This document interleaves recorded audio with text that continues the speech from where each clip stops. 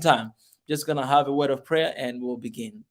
God, I thank you for today, Sunday. 20 Today is 23rd of January. Man, I can't believe it's the new year and has already been 23 days. Thank you for everything. Um, as we're having this discussion, this talk, this conversation today with your people, give us wisdom, give us understanding, and help us to achieve what we are wanting, what we planned for, and what we're looking after. And that is a united Africa of solidarity in love and peace. I thank you. In Jesus' name I pray. Amen. All right, guys, I want to talk to you a little bit about, the plans, right? The plans. And I'm not here, guys, to teach you stuff. No, I'm not in that position, but I'm here to share with you guys, to share with you, to speak with you, to listen to you, as well, to speak with you. That I already said that. Um, so there are very important reason for us to plan for ourselves, right? So, for instance, in One Africa here, our vision, the golden vision that we have, is towards a united Africa, towards a One Africa of solidarity, in peace and love. That is kind of like a vision. That is kind of like the goal that we wrote and we are pursuing. So every single thing that we do, every single day, is towards that goal and towards a One Africa of solidarity in peace and love. That's what we see. So all the situation and everything that is happening across Africa, different countries. I don't know if you guys have seen that something is going on in Burkina Faso right now, and so I've reached out to a friend. This one guy from Burkina Faso. We had him here today, before. He was sharing with us everything that was happening there. I reached out to him as well. Hopefully, he'll be willing to come here and to share uh, things that we've been talking about: Mali, about Ethiopia, about Sudan, about what is that island, Madagascar, all these things, and all these issues we're talking about, uh, kind of things that they can actually take peace away from people, right? Things that they can bring chaos into the country. So every single thing that we do right here is towards that goal, a goal of a united or One Africa. I love using One Africa because that's the vision of solidarity, in peace and love. I want to appreciate Delvish, who is here already today joining. I'm dropping the link in the comment section because I don't want to spend a lot of time in the introduction and in the opening. So if you guys are there and you want to join, you can come, direct, and we can have this conversation. I see Lolit Mamo. Hi, my love. Hi, my love, Lolit. It's good to see you here again. Yeah, so every single thing that we do is towards a united Africa or One Africa of solidarity in love and peace. And um, I don't know if you think about this often, but I shared about this before, and I remember last year I shared with you guys that um, we cannot get tired right now because, and I hope you don't get tired because there are new things happening every single day across the continent of Africa, right? Today, we are dealing with this country. Tomorrow, we're going to be dealing with another country. And the day after that, we're going to be dealing with another country. And sometimes you might feel tired. Sometimes you might feel exhausted. Sometimes you might be, you know what, I don't want this anymore, right? Every time, I'll have a good day, but whenever I go to Swahili Nation and turn on, I'm just depressed. Why? Because there's a lot of negative stuff going on around the Africa, right? You see, Mali, they've been protesting, standing against, the French government and ECOWAS. Right now in Burkina Faso, they're standing against their own government for, what seems to be, a lot of corruption and things are not really moving forward, right? And then you go here, you can go to Ethiopia, see people standing against, the intervention, from, outside, and then you go to Sudan, they're standing against their own, the military government. Right now it's out, so it's a closed page.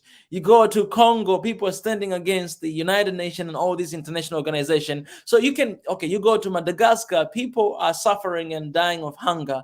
All right, you go to where else? You know, I can keep mentioning, you know, one country after another. You can go to Somalia, you know, okay, people are standing, some people with the president, some people with the prime minister, and all those kind of tensions. You go to Kenya, all right, tension between them and Somalia.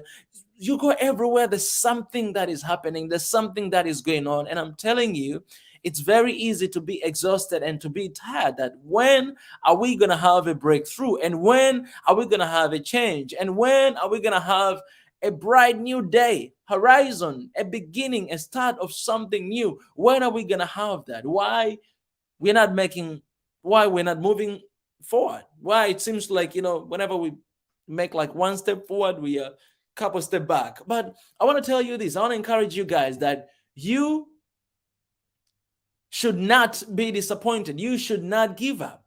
We can't give up right now, because things that you're seeing are happening. When you see people of Mali standing, Burkina Faso, where Sudan, when you see all these people standing and protesting and speaking out, then it's a beautiful sign. It's a positive sign that people are waking up.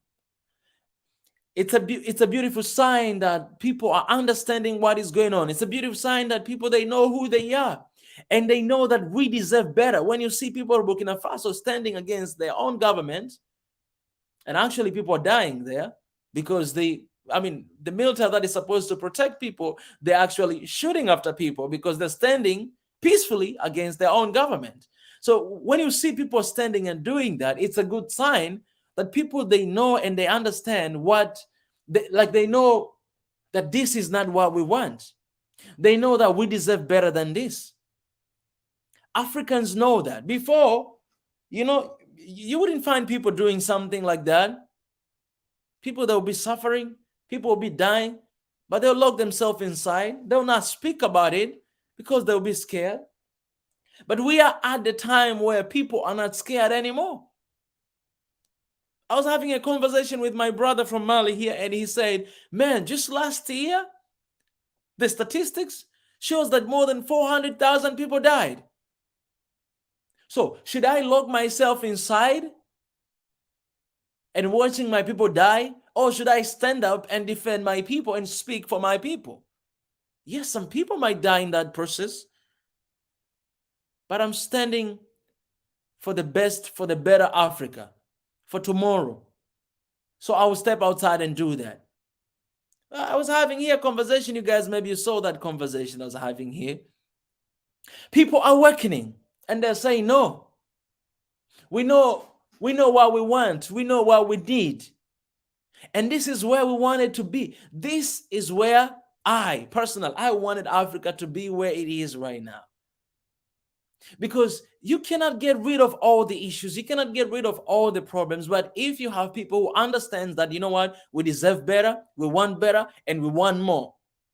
We want more. If you have people who knows that, who understand that, who their mind are open, and they're like, you know what, we lost enough. Now I'm not willing to lose anymore. So I'm stepping outside.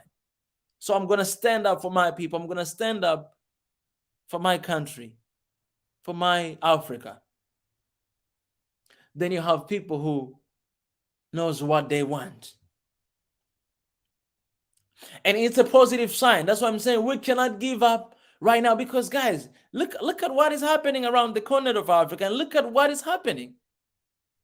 I shared with you guys a video yesterday. Let me put here on the screen so guys, you may be seeing it. I shared this video with you guys yesterday. All right. These are our people, all right, who are protesting.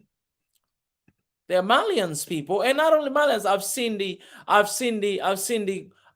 Congo flag. I've seen the Burkina Faso flag. I've seen all these different countries' flag in this peaceful protest. All right, in front, and it was, I think it was in front of the headquarters, France head, what was Mali government headquarters there. It was in front of that. And so seeing something like this, Okay, we have seen the same thing happen, couple months back, and it's been happening, the no more movement in the US, in Canada, in the UK, and in all those different parts of corners of Europe and America as well. We have seen that happening. So when you see things like this happening here and there, it's because people they know what they want, they know what they are asking for, and it's a moment for Africa, all these different sides, East and West and South, to actually come together and stand for the rights of Africa and right of our countries. And we have seen some of people, are doing that. Maybe even you who is watching right now here, you're doing that through your social media. So just give me a second. It's getting hot in here. I need to turn on the AC. Okay. Yes, maybe you guys have seen, I even lost the track of what I was trying to say, but it's a time for us to, it's not a time to to give up, but it's a time to march forward because something important and something significant, it's happening in 2021 and 2022 right now. Man, sometimes, when I look at this, I'm like, man, people, they're not worried.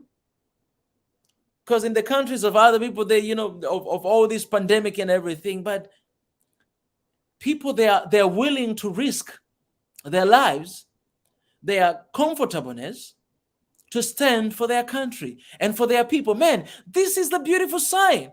These people, they're living different life in France, but they're coming out to stand for Africa, to defend their people back in the country. We've seen the same thing with the No More movement.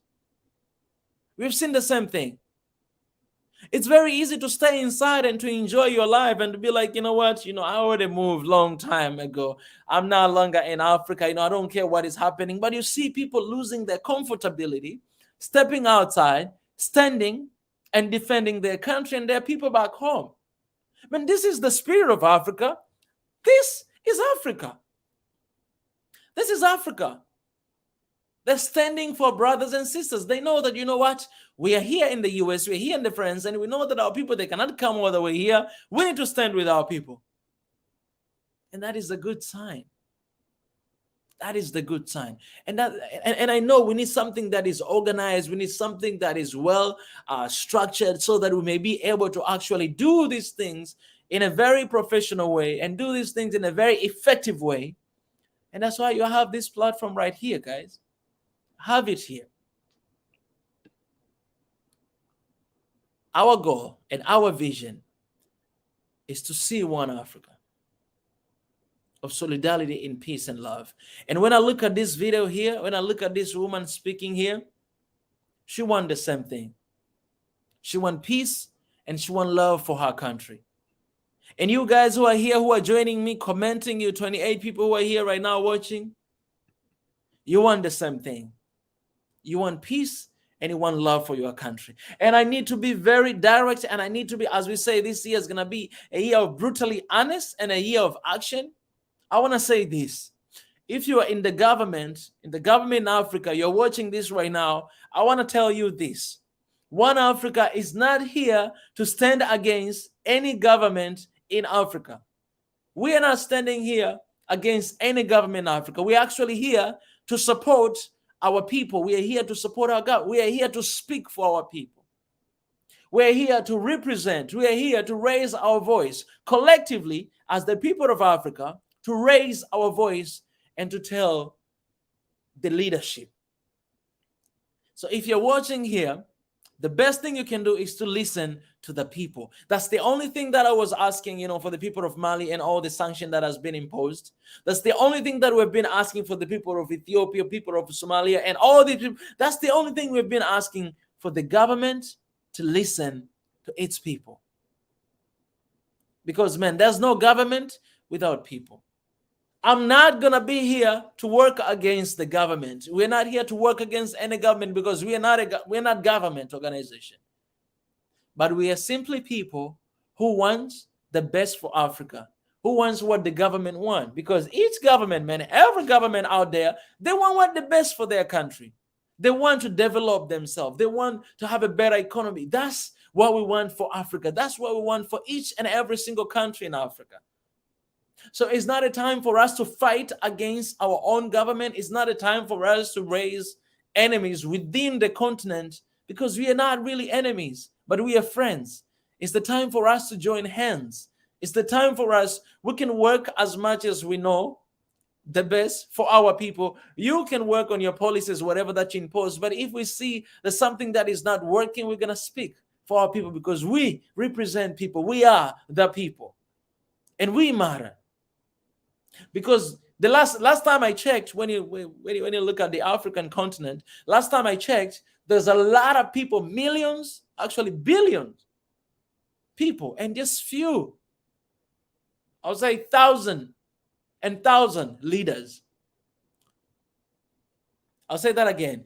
In Africa, we have like over 1.3 billion people, right? Last time I checked, that 1 billion people, and even more than that, are people, just normal people. They're not leaders. They're not leaders. You can take out president, prime minister, all these ministers, take them out. I don't know if they're gonna reach 1 million in Africa. I don't know if they're gonna reach even 1 million people. But I know people, we have more than 1 billion people. And the voice of many is God. We have that say, like the voice of many is God. So what we are doing One Africa here is to represent those 1 point something billion people of Africa. Is to represent, is to take their voices, is to raise our voices and to speak to the government, to speak to the organization, to speak to all these people, to tell them that this is what we want. We want a One Africa of solidarity in peace and love. And I'll tell you this, guys. Yes, we want this for One Africa, but also want this for our countries.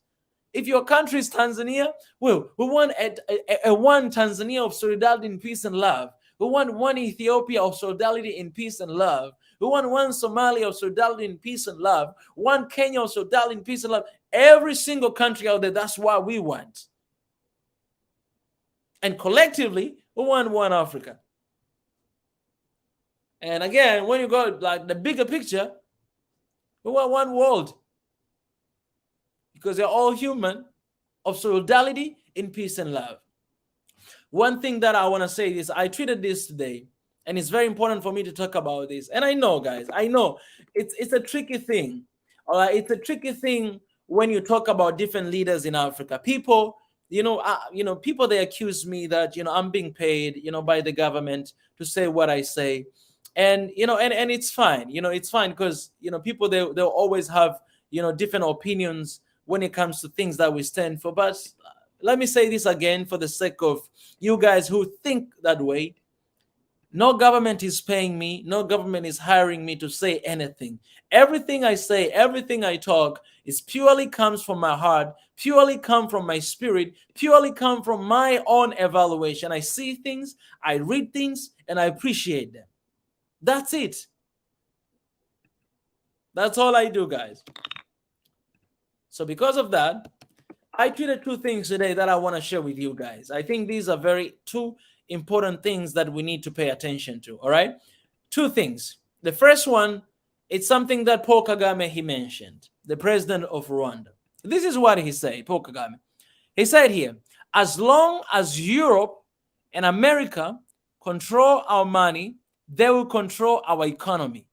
We need African common currency backed by our own resources, not by dollar or by euro. This is not a new thing to you guys. We have been talking about this for a long time. Some of you all came here and share here with us.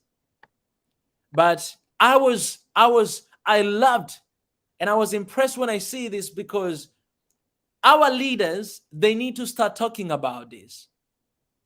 And I'm not just talking about it in the African Union, but I'm talking about individual leaders in the continent. Just like what Gaddafi was saying about a common currency in Africa, we need our leaders to start talking about this, because our economy and everything in Africa, it's hard to be free from the influence from the West and East, because we are so much connected.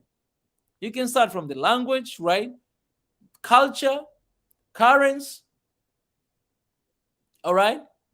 You can go on and on. There's so many stuff, other things I don't think of it right now, but there's so many things that we are pretty much rely on them. So it's so hard to be independent. And this is what I believe. That's why I had to add a little bit note here that Africa must and can be independent in all aspects. Guys, that's my belief. In all aspects. Let's begin with our own currency. And then I quote what President Kagame said. I believe that Africa, it can be independent in all aspects. I believe that. But we begin with one thing after another one. There is a need for us to have a common currency in Africa, and that it will unite Africa. I'm telling you, that's one of the major thing that it will impact the Africa's unity. Because right now, if I carry my currency and I come to your country, I'm not going to be allowed unless I have dollar. So even within Africa right now, we are connected through one money, and that is dollar and euro, the foreign money. That's what connects us. That's what unites us. The foreign money. But Africa, if we have a foreign money in our continent, that means they control our economy. They print those monies. They decide to change anytime, to print less, to send there, to send there. They can do anything. That's why our economies, they are actually very dependent on their economy because we use their money. You go to different hotels here, different houses here, they want dollars. Even here in my country, they'll not want T shillings. So maybe that's one of the things that we can start using, that, okay, in the country, we need to use our own common currency. We need to use that. If you go to the hotels, if you go that, we need to use our own money. That it can be a stand that each government of Africa can make decision, can decide. Because once we do that, then you increase the value of your money. I study economics, come on. But the money, the value of our money and the value of dollar in your country or in my country is different. Even me, when I have a dollar, I feel like, man, okay, let me show you. Because of my trip, I had to change, right? I cannot, where's that? Where's my wallet? I cannot go to any country in Africa without a dollar or without a euro. That's the money I need. Like, I need to change my money to dollar in order to come to another African country. That's crazy. Here, or in your country, you go to some places that they $1. They'll tell you this is $10. The house is $100. What about the own currency that we have? We can start from there and actually extend and to have a common. This is doable. It is doable, man. Like, if all the leaders, they think about this, they take the vision of Gaddafi and they implement it, man, we can save Africa. We can save, because people are willing. People, we are ready.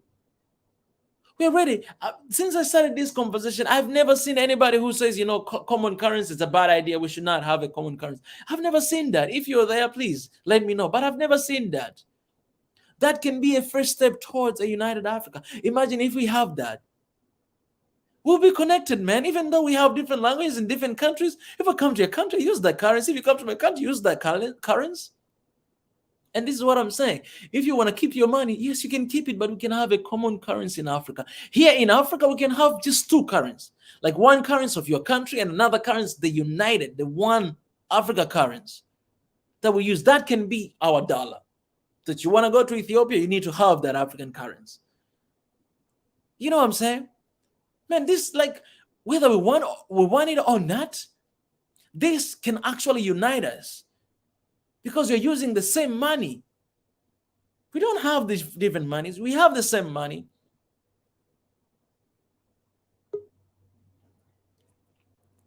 That was the first tweet. I see you, Mwenda Tezi. I'll bring you in very soon. So that was the first tweet. And the second tweet, that is very important. And I'm going to bring my brother here to continue this conversation. I want to say this, guys. All right? This tweet right here. Let me say this again. Nobody pays me, but I'll talk about things touch me a lot. So I was reading the letter that the Prime Minister of Ethiopia wrote about the the Jerd. All right, and this last part of the letter, it spoke to me, man. Last part of the letter, very last paragraph. Let me read here. Let me extend if you guys can see. This is the end of the letter. This is what he says, all right? He says, it is time for our three countries of Ethiopia, Egypt, and Sudan to nurture the narratives towards building peace, cooperation, mutual coexistence, and development of all our people without harming one another. Nile in general and the JERD project in particular are opportune for such a higher purpose. And this is what I wrote. I said, let's work together to rebuild, reshape, and strengthening our unity. I hope Ethiopia, Egypt, and Sudan will leave their ego aside and agree on what is the best for the people. Without unity, that's what Nyerere said, there is no future for Africa. Let there be light. If you know what I mean, right? Let there be light. So why I wrote this one? Because I read the whole letter, and then we've been talking about this for a long time, and I realized that, man, as leaders, we should always think what is the best for the people. What is the best for the people? What is the best for the people of your country? What is the best for the people of Africa? As a leader, we cannot spend our time, our energy, our effort threatening one another, all right? Trying to expand ourselves military-wise so that we may fight with our neighboring country. We cannot spend energy on that. And this letter here, first of all, I want to applaud the Prime Minister of Ethiopia for this letter. And not only this, but for so many conversations that I've been following, so many conversations that he has been having with different leaders across Africa, in the continent. You can see that there's an effort has been made from his side to extend his wish to different corners of Africa, towards a united, towards a one Africa, and to do something good for Africa, for our people, for the country. I thought these two tweets I have to share with you guys today. I had to, because first of all, the common currency, it needs to be done as soon as possible. And second of all, this thing, because, man, when you look at this, Jared, and when you look what it's going to do to people of Africa, Nyerere said, without unity, there's no future for Africa. I'll tell you this, without electricity, without light, there is no industrialization for Africa. We're going to still be where we are right now if our people don't have light, if our people don't have electricity. If our people don't have that, we're going to struggle for as long time as we can. And there's some people who are going against with any project that's going on within Africa about electricity because they want us to fail. A lot of electricity company we have here, they're private company. They're sucking a lot of money out of our countries. But we cannot do anything because we need them. But what if we use our natural God-given water, God-given gas we have in our country, in our continent, to actually give electricity to our people? Let there be light, to have this light all over the continent, to transform our economy, to print our own money, to control our own economy. If you come to Africa, you come with your dollar. No, make sure you come with African currency, because that's the only currency will be available in Africa. You cannot come with your dollar and use your dollar. No. Oh, man, I got to say this, man. This it's a difficult topic. It's a hard topic, and they hate it and they don't want to hear it. Because you can go through the continent of Africa, will see how many currencies you can just guys. So saying that we have to stop this, it's gonna shake the economy. And I'm telling you guys, economic war is more dangerous than any other war out there. My late president said that, economy war. And that's what we're going through right now. Even in the midst of the pandemic, that's what we're going through right now. But Africa, we cannot be asleep. It doesn't matter what they're going to do to us. Let us talk, man. I'm going to talk as much as I can because I want the best for Africa. Towards the one Africa of solidarity in peace and love. That's what I want for Africa. I want to see economy change. And if that it takes to have our own currency, let us have our own currency to change our economy. That's what we need. My brother Mwenda Tezi, welcome to the show, brother. It's good to see you. and it's good to see you here all the time, coming and joining us. I'm just trying to talk as many times as I can because you are still muted, and I know you always take a long time to unmute yourself. But are you ready there, my brother? My brother, come on. Wow, there's a lot of comments here. I'll Hello, go through. Yes, my brother. How are you, man? I'm fine. I'm fine. How are you, by the way? Man, I'm good. I thank God. It's a beautiful Sunday. Yeah, and I'm pumped up. I'm doing well. Yeah, actually, I came here to comment on that monetary union of Africa, Okay. Mm, and, and I think that is it's a very important thing. I actually agree with you, but it's not mm, looking like it's easy. yeah. What do you think? Because you know, us here in East Africa, we've been struggling to push that monetary union for a while now. It's actually Yeah. it always gets postponed. It always gets pushed forward, and it's not because of it's not because of lack of political will. It is from what I see, and actually found out this like a few days ago or a few weeks ago Okay. that my Kenyan elder PLO Lumumba. Mm, He, sometimes I feel like he's a bit sensational, dramatic. mm, I don't mm, because I came to find out that like if I want to go to Tanzania, I don't have to trade into dollars. mm. If I want to change my money to Kenya, to Uganda, I don't have. There is actually even in SAD, there Oh is yeah. actually are Here in East systems. Africa. Exactly. Yeah, In us. there are systems. There are systems that Mm, automatically change with the current rates. So it's not nobody.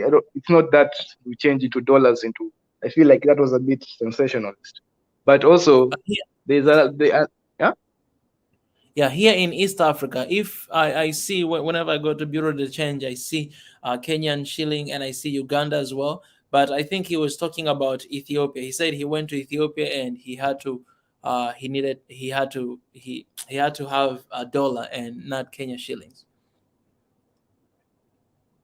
Yeah, that Mm, that was what I was saying. I was saying that this joining of monetary union. There's actually last year around yeah. July, we actually Mm, signed. East African countries signed a bill, and they actually created the East African Monetary Union, which yes. was going to eventually become the East African Central Bank.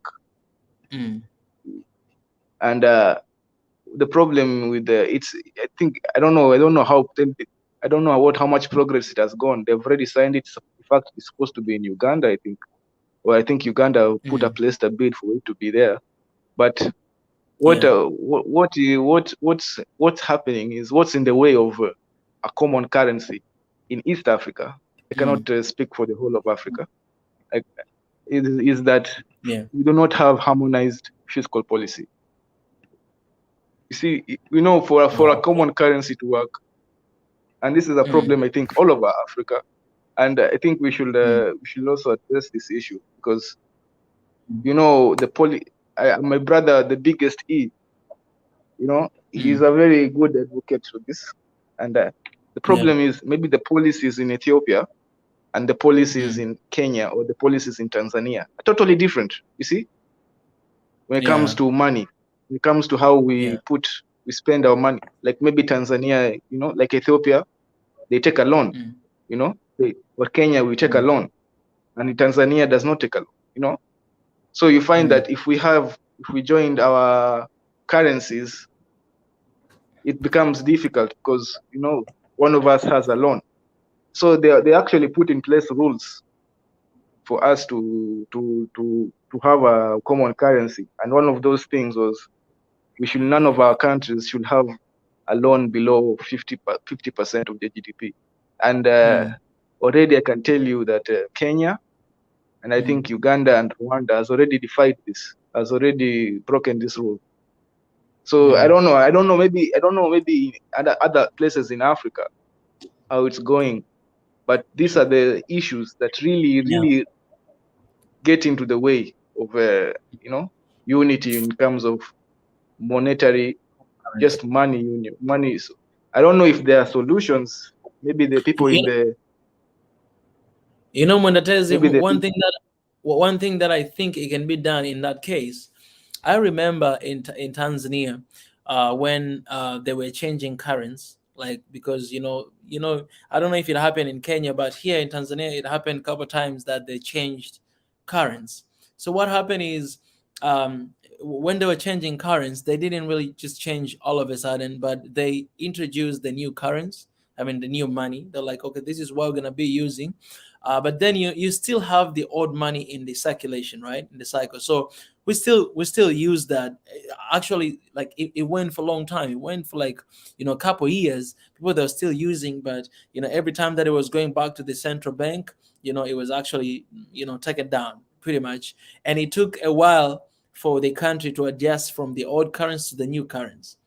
And what I'm saying is, I'm saying this because I think what you say, it's really like big challenges that we are going through. But one thing, I don't know if they consider this, and you can help me out if you know about this, that if we have a common currency, let's say East African common currency or African common currency, in order for us to start using that, I mean, to use only that, it might take a while. It might take even a couple of years later on, right? But we can introduce and we can be using at the same time. We still have our own currency in our country, because that money, it needs to go in the circulation until it's done for us to fully embrace the new currency we have. So it's a process that it can take a couple of years. But what do you say about that? Yeah, I understand what you're saying, but when once a currency has been it's been released, now you cannot say I will print a little, Yeah. you will have to, although you can regulate it probably by that East African Central Bank through maybe monetary policies and bonds. But if you put a currency in the market right now, maybe East Africa, maybe Kenya, Uganda, Tanzania, Rwanda, Burundi, we all use this one currency. You see, that currency is you can't say now, don't use this currency to pay your debt. And that is the problem. You see, debt, the problem, that's why they say that. I don't know, I don't know how the economists will get over this one, because guys always come up with solutions. And maybe even people here, we may talk here in one Africa and get somebody, this is the this is the solution. It's simple. So, but what I feel like they were trying to prevent, I think even now maybe it can work. There is no saying that it won't work. But I think what they were afraid of is that when you start paying, when countries start using that currency to pay debt, and it starts its value, it becomes threatened. You see, like right now we see our currency in Kenya. It's really taking, I don't know, I think even in Tanzania, but even in Uganda and maybe Rwanda, that our currencies, I think even in Ethiopia, our currencies are really taking a hit against the dollar, because we are in massive debt. So we are because of that, we need to buy dollars, and the more dollars we buy, the more our currency loses value. Yeah. You find so when we start using the East African currency to do the same thing, because we are in massive debt, we have to buy dollars to pay the debt, because we don't take debts in Kenyan shillings, in our East African shillings. We take debts in dollars. So if we have to buy dollars. So the more the dollars we buy, the more, even if we start using that East African currency to buy dollars, that currency starts to weaken. So I don't know. Maybe this is what I'm trying to think they were predicting. That's why they said that if you have debt in your country, it should be 50% or less. That way we can easily have merge a common currency. So sometimes I also feel like, these days the colonizer, the colonization of Africa is no longer just guns. So when I was always curious, because when we announced this East African Monetary Union, all of a sudden guys want to give us loans. So there's also vulnerability to sabotage like that. Financial sabotage. That these guys, let's just they don't have to come and start physically colonizing us. They just use these ways that prevent us from uniting. That, let's give this country a lot of loans. It will just put a spanner there, and it will be hard for them to unite. Even when you talk about electricity, that private companies, a lot of them are not owned by Africa, Of course, yeah. And we don't even need them, Yeah, I went. We once had an argument here with we came here. We were talking about electricity with His Excellency Ezra. There was a topic here about electricity in Africa, and there is something called IPP. Independent power producers. These are the guys who sell electricity to the main company, the grid, and they make bad deals. They make deals worth 20 years. 20 years of expensive electricity. So they know that for 20 years in East Africa, electricity will be very expensive, meaning that we will have a very difficult time industrializing, because electricity is, look at China. Electricity is the blood of industrialization. It's the bloodline. You cannot industrialize without cheap electricity. That's why they use coal. So that's one of the reasons I've seen that even in Tanzania, the pipeline with what is it, Uganda, grid. You see already all of a sudden they are in protests out of nowhere. No, this pipeline will hurt these people, will hurt the environment.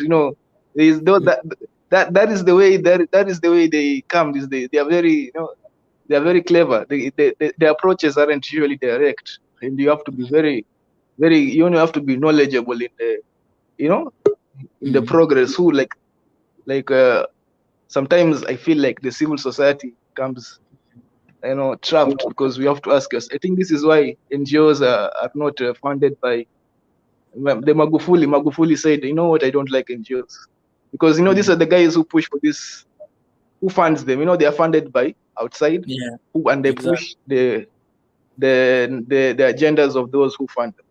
But I've seen the brain is here, so maybe let me allow somebody else to speak. Yo, the hey brain. guys, Happy Sunday, my brother. happy Sunday to you guys too. I mean, I know your Sunday is almost over, but I don't know for Magafeli, like his Sundays and Mondays and Saturdays, I think they're joined together, so he could still be because I know him, like have you noticed that he stays up late every time Ezra is doing his morning shows? He's there, so he's I wonder when the test sleeps. Nobody knows. Nobody knows. Are you a security guard when tactical sleeping? We were talking about this with Ezra. It's called tactical sleeping. Oh, I don't. This is the first time I hear about that. What kind of sleeping is that? Like, how can you tactically sleep? I think His Excellency Ezra, he really explained it better. I cannot explain it the way he explained it. So maybe we have to wait for him to show up. And, hey, Ezra, Yeah. come and tell us about tactical sleeping. Yeah, but I think like those are like in between sleeps that you do to kind of like augment your sleep. But yeah, there's a lot of hey guys, sleeping is very important. So like whether you do it tactically or not, you gotta sleep. You gotta find a way to sleep.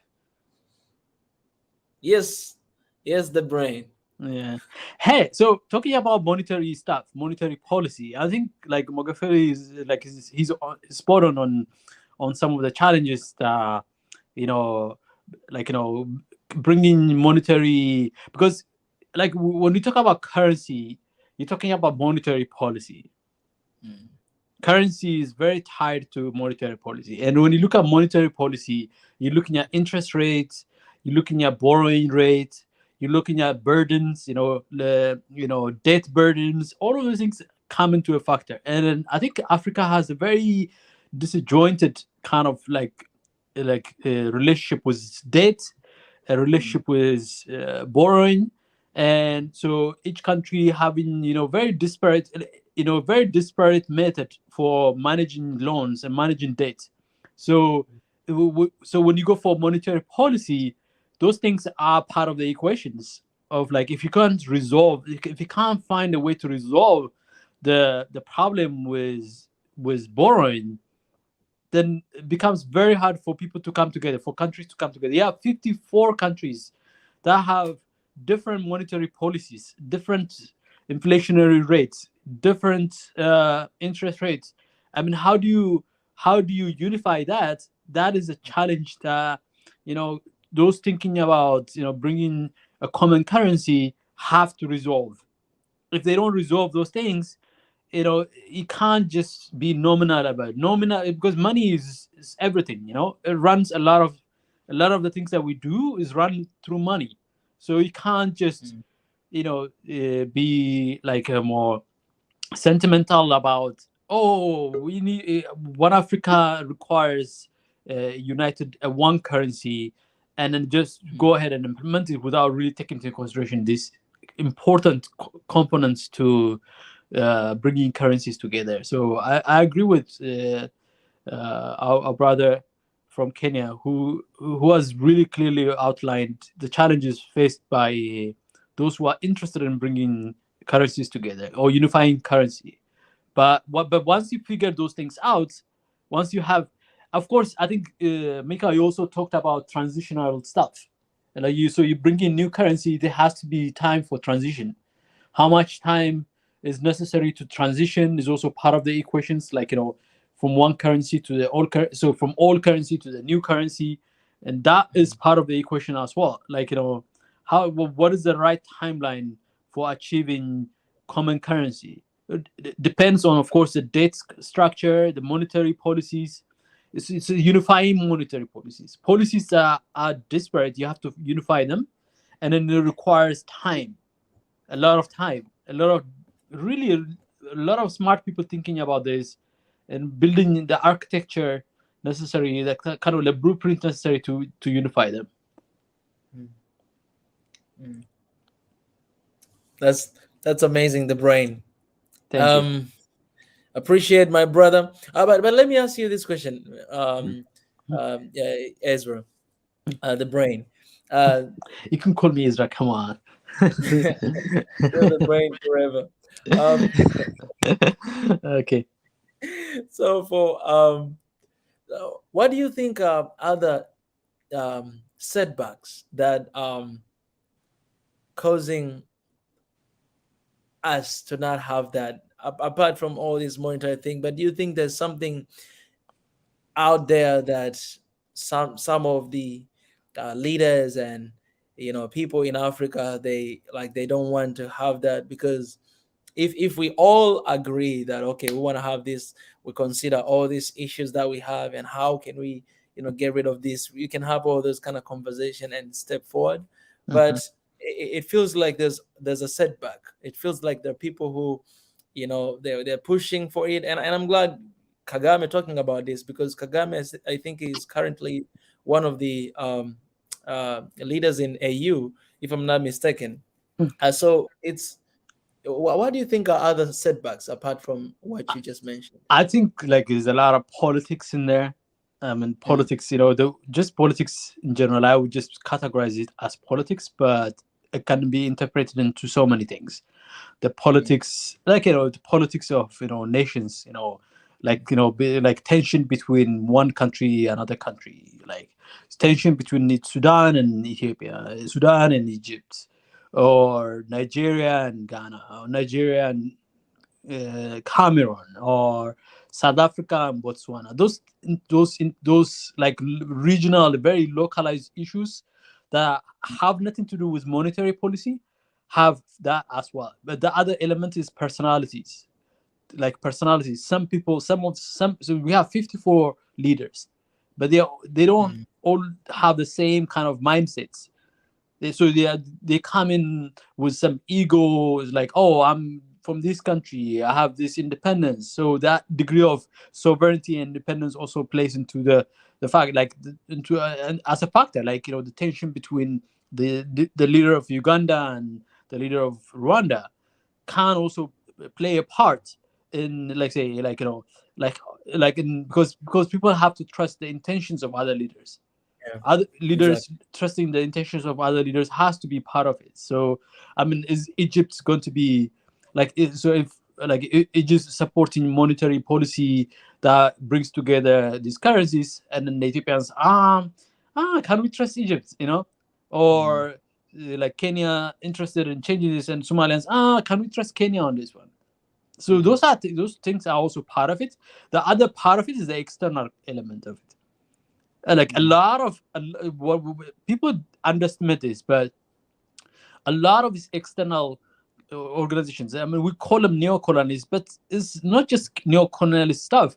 They are invested. They are invested in the system that exists in Africa right now. The division that happens in Africa, they are invested in that because they think that they can cash on that, they can benefit from that.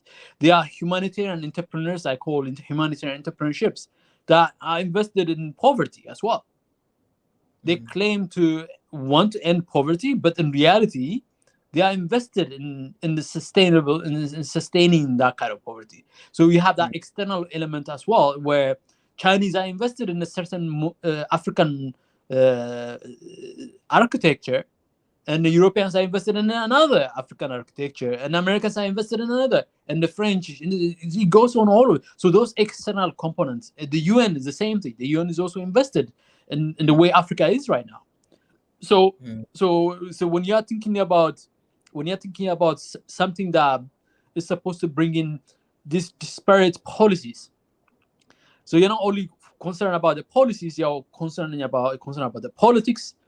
You're Mm. not just concerned about the politics, you're also concerned about the personalities of uh, each country and each leaderships. You also, and then not only that, you also have to be concerned about all these external actors, stakeholders, who Mm. have a vested interest in certain things, certain methods, certain way of doing things, or certain philosophy, certain principles. So you have all of those things, and of course, like a unite. So another element of a unified monetary policy is that, a lot of investors that are like, their money that is so there's a certain amount of money that's invested around the world. Some of Mm. it goes to Wall Street, some of it goes to London, some of it goes to Frankfurt, some of it goes to Tokyo. So when Africa comes together and kind of like unifies its monetary system and its monetary policy, it is gonna be out there competing for this limited amount of resources. It becomes more attractive, and then there are certain people invested in other areas, and then they might not necessarily, like, be excited to see another competitor in the landscape of the global landscape of the flow of money, the flow of resources, and the allocations of these monetary resources that are spread around the world. So there's a lot of issues at hand. I mean, so whoever is resolving the issue of unifying this monetary system that we have in Africa has to be have to contend with all those things. And Mm. then I just mentioned some of the things that come to my mind, but I'm sure people who are experts, who are really truly experts in such things, will probably even see other things I haven't been able to see and explain. Mm. Mm. Appreciate education forward. First of all, I put here on the screen K polymath, but this is because I didn't see your comments that you wrote in the comment section, so I just saw them right now, and I'm really confused, and I don't understand what you're trying to say. So, Yeah. what I'll do is this. I'll give you a minute to to share, why this kind of, comments that you're commenting here. Why? Okay, Oh, right. Polymath. Yeah, because Yes. the problem is African people, they need direction. So if I'm the one leading them, then they can have a better life. Are you African? Yeah, I look African, I guess. I was born in Africa. Sure. So why are you talking about you need slave, someone that will clean your house and you teach them to cook? What is that mindset? Like, where is this coming from? Right. So if I was to get a slave in Africa, I can teach them how to speak good English. I can teach them skills.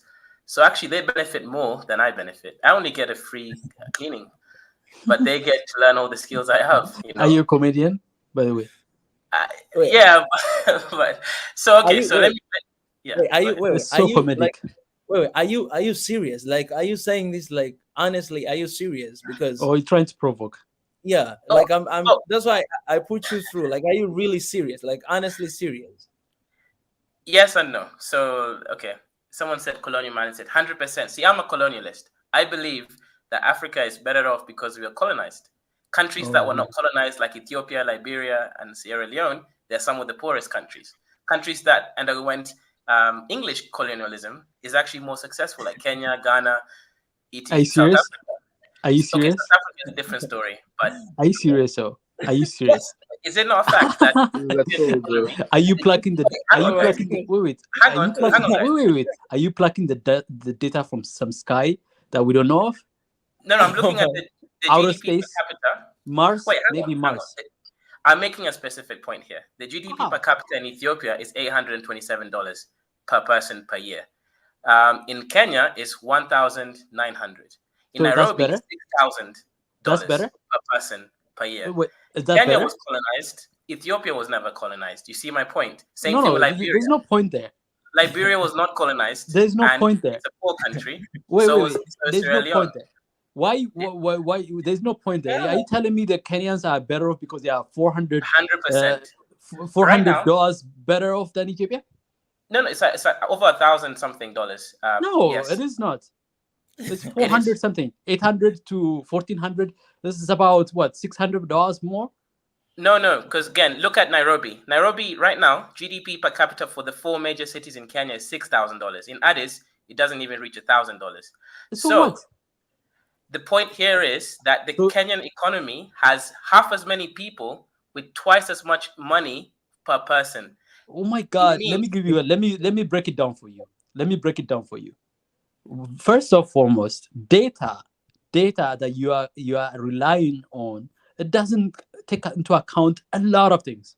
African economy is considered traditional economy, and the GDP that is counted is like somewhere between 50 to 80% of the output that in a given economy. Most of a lot of the economy is not counted. So yeah, like you're just giving data based on, like, it's like you're telling me you're looking at the picture of Mars and you're telling me I've been to Mars. I That's mean, what I've it been to sounds like. Ethiopia. I am, partly Ethiopian too, as I am partly Kenyan. I've been to both countries. Like, if you look at the development in Nairobi, you can't compare it to most African countries. We have great Wi-Fi here. In Ethiopia, the internet is terrible. It's like the So worst you're internet talking I've ever about your used. personal experience, and then No, you're telling me the tree. You're talking about the tree and describing the forest for me here. no, I've used data. You don't like the data, so now I'm giving you the No, but experience. I can give you the data. I can give you so many data. I can give you Okay, so much data. That give me is a one. factor. That's a factor to what you're talking about. But that's a lot of time. It takes a lot of time. But Right. So, brother, I understand. Sorry, go ahead. oh, look. If you want to provoke thought, I'm all for it. If you want to provoke, but if you want to impose minuscule data, miniaturized data point, they are not even truly a true depiction of the context and the conditions. I can give the whole data, brother. Yeah, that's not the whole data. That is I like can give you that's the whole like data. that's like the top line of stuff. So there's no substance. There's no substance in the data you're talking about. Those But I people can who are give you more. generating those data will tell you, You know, as an economist, as a trained economist, I would tell you GDP doesn't tell you everything. It tells you I like a know it snapshot. doesn't. I gave an That's right. example of something. That's right. It's API, Human That's right. Development Index. I think Sorry. this guy is ignorant. He is ignorant, and you should not talk to him. How That's can I it. be ignorant when I'm You are, stating facts? you are What does ignorant. ignorance mean? It means lack of You are knowledge. And you are ignorant. You are ignorant. brother, Period. Yeah. what Um, exactly am I ignorant about? Because this is Let me another give you an issue idea. I see Let with me give you an Africans. idea. Let me give you an Someone idea. gives facts Let me and give you an someone idea. says they're ignorant. Let me give you So an how idea. can data be ignorant? Let me give Which you an fact are idea. you giving? Let me give you an Sorry? idea of how ignorance the ignorance is played Yeah, out. tell me. Okay. You said colonialism is a factor that is the reason why Kenya is Yes. better off, 100%. right? Yes. But the colonial era has ended in Kenya, what, 60, almost 60 plus years right now? And in Magufuli, why I say Magufuli? You're still calling him Magufuli following that. Yeah, Jomo Kenyatta, do you mean? yeah. So yeah, Jomo Kenyatta would tell you this. What he inherited was a colonial system of economies that disenfranchised most of Kenya. That for the past 60 years, what Kenyans have done is try to expand opportunity for as many Kenyans as possible. That serves not colonial powers, but that serves the people of Kenya. And what you see is the hard work, the labor of those people post-colonial Kenya that they worked on. And then 60 years later, you come to tell them, oh, what you've done over the past 60 years is meaningless. I'm going to look at what you have accomplished this year, right now in 2021, and then just attribute that all of that to your colonial experience. That's what you're saying right now. Nope, not at all. No, What I'm saying is, that's how it comes across. You don't have to Nope. say it, but that's It's how not it what can I be said. interpreted. yeah, not what I said. What I said is that colonialism gave Kenya and again, English colonialism, not French. The French colonial countries are SH. So you're from England, some part of you, right? I'm in Kenya right now. I'm in Nairobi. But Oh my god! Oh my you god! are- Like nobody, like- like if you were to describe something based on your personal experience, okay? I think your presence in Kenya, I think you might be one of these people that are living on making sure that Africans don't progress. You're not. I'm sure you're not an African. You might No, have. 100%. You might have. I can show you might have adopted. my color. You brother. might have. You might have adopted an African tongue. The fact that you're living there, you might be one of the parasites that are in Africa that are sucking the blood out of Africans. And Brother, to say, no, you're not. Why is it that I No. provided facts and nobody Okay. You know, How like, would you be? Okay. How would you be a brother? How would you be a brother that want to enslave another brother of yours? Yeah, You have never been a brother at all. Look, you dismissed 10 million Congolese. 10 million Congolese. That's a Belgian. Wait, no, let me, no, it doesn't matter. Them. You talked about colonialism. The and French. Now No, I specifically said English colonialism. Okay. I made sure. I'm not a stupid person, brother. I would never mention English for you. I can go to English for you. Okay, I can go to English for you. You're going to dismiss hundreds of thousands of Kenyans who lost their land to colonialism. He is a total ignorant. You just dismiss them. You just many dismiss of them them got all it back. like, that injustice they experienced was all for greater good. That's what you just said. Yes, let me explain why. The reason why is this, right? When the English, now the Belgians, the French, those are disgusting human beings, what they did in Africa. I just gave you an example of Kenya. Forget about the French. that. Forget about the Belgium. I just give you a Kenyan example. Okay? And let me say this. Please help us here. Yeah. I want to say this because right now, as you're about to say, I can see that you're trying to separate what Belgium and French and English people did to Africa. There is no difference of all these people what they did to Africa. You cannot downgrade what English people they did to Africa. There's no difference. You're saying that Belgium and French are the worst one. No, English are the worst one as well. Like you cannot downgrade the colonialism what it did to Africa. right? And right now, all these things that you're saying, and I understand what Ezra is saying, because what you're saying right now, what we understand, what anybody can understand there, is that you are downgrade what you guys, all these colonialists, they did to Africa for all this long time that they've been there. For the people And that it have is been, not only, I'm sorry, it's not only African alone. Which continent on earth that the English went to, and they did not live misery. You have and here in the United States, you have in Australia, in Canada, in Africa. It's a total mess. And what are you talking about? That's why I said you are a total ignorant. You have You to are a listen to total the ignorant. point. Or maybe you're coming to provoke. You're coming to provoke so that we divert from what we're talking about, so that we talk about your nonsense. Brother, let me ignorant person is. let me add to this first. K Polymath, let me add to this as well. And even your language, what you commented, you say that I need a slave. So your perspectives about Africans, about us, African, it's a slave, that you need a slave, somebody who will come to work for you, so that you may teach them how to speak English well, as you think And he that does you not even speak that good English. it's Really? no, Actually, like, my You English don't. is pretty good. No, you don't. You don't. and, Okay. let me say, No, let me finish You this. So don't. Let me finish. Let me finish. Let me finish. me, Polymath, usually, I block this kind of comments and this kind of people, but I had to put you through and to have this conversation, because I honestly thought you were joking. Like, saying that, it's like I was like, is this a reality? Like, is there someone who thinks like this out there, that you need a slave, right, to come and to do this for you, and then you do something for them? Do, Like, do you know what the English? Do you know that the transatlantic slave trade did? Yeah, The decimation of that African was people, horrible. black That people, was very horrible. and that's what you Okay. just said. That's what you No, just no, said. no, no, no. You want to Okay. reinstate that? I'm not for chattel slavery. This is a very different form of slavery. It's not the same What's thing. the difference? Slavery is slavery. You're taking the No, power no, of somebody. You're taking the You agency see, of somebody. You're taking the I live inherent. close to. No. I You're live taking. close to Kibera. Can I? Let me land here for you, so you can answer it properly. You're taking the agency of somebody. The agency, taking their labor for free, taking their humanity for free. They're taking their character for free, taking their culture. That make you inhuman, because this is the barbaric mind. You think that, the like, demonic mindset. learning English is the best thing that could happen to somebody? Like, tell me about any African person.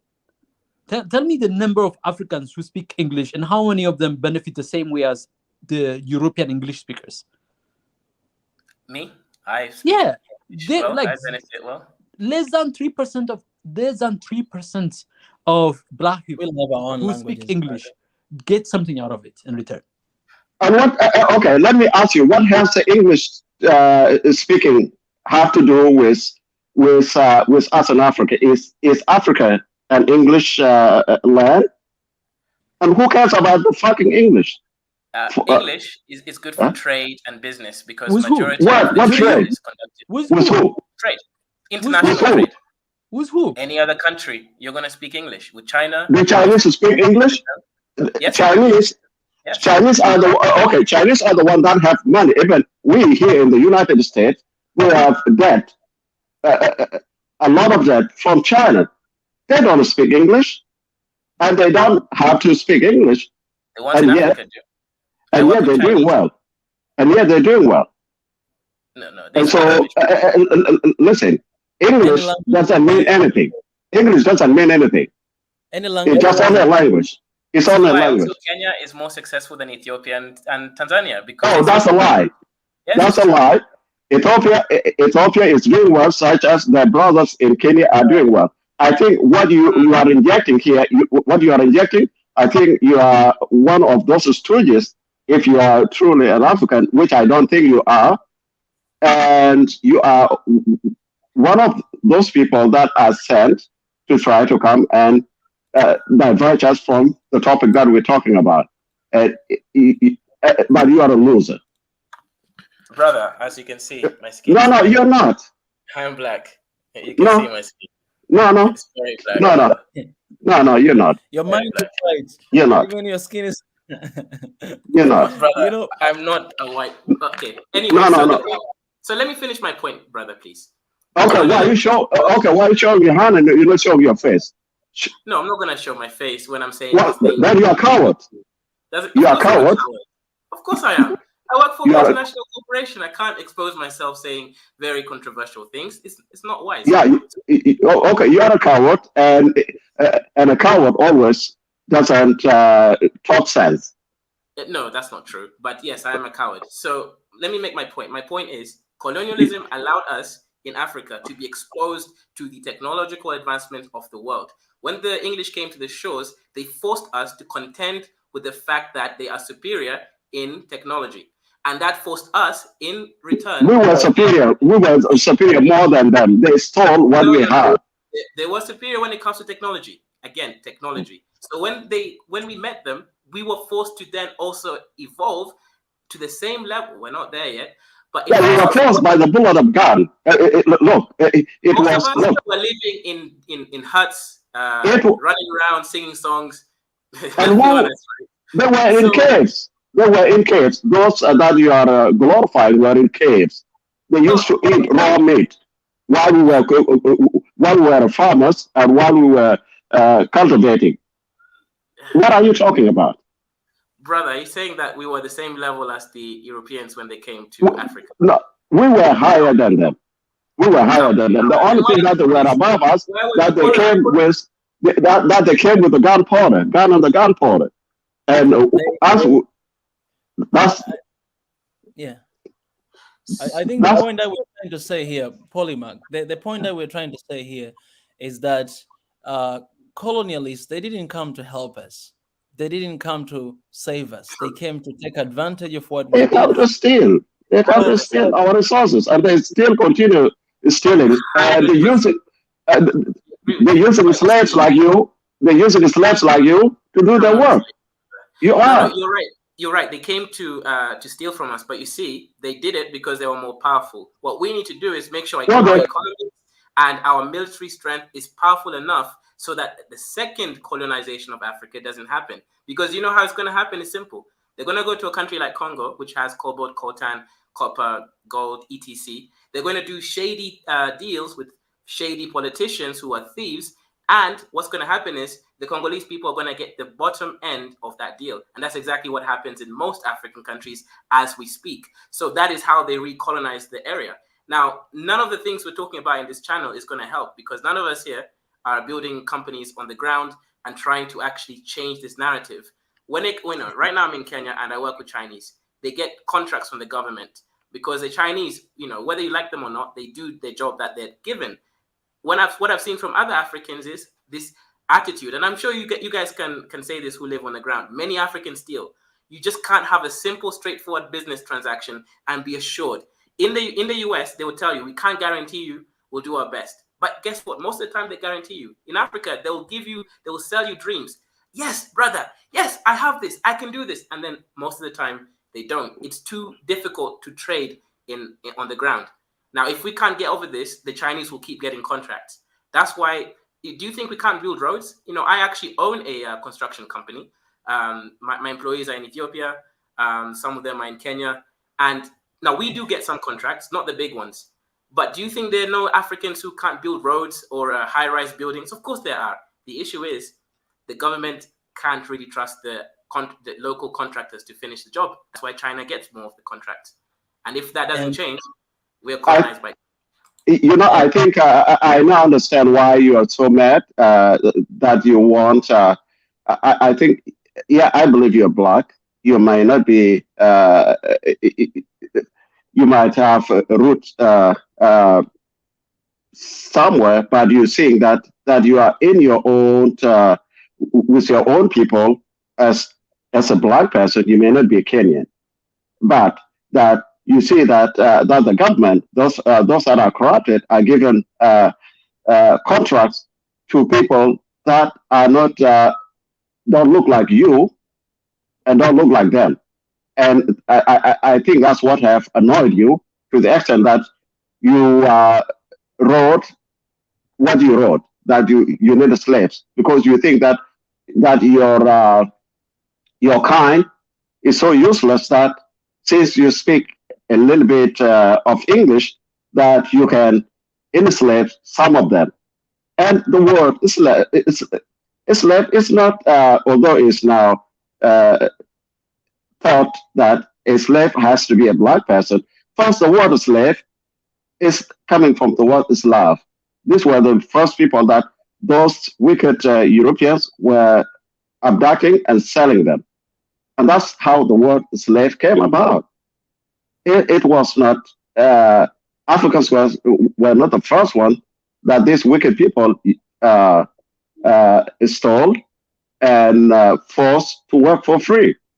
And it doesn't mean because you were angered by some entities that didn't give you contract and gave contract to foreigners that don't look like you and them, that you should turn your anger to your kind. And that's why I said you are a total ignorant. Thank you, brother. I pray that one day I will not be as ignorant. We all in a journey. Well, you already are. You Sorry? already are. You already are. Sometimes you don't know yourself. It's the others that will be able to tell to know your ignorance. No one knows their ignorance. If people were to know their ignorance, then they will not be ignorant.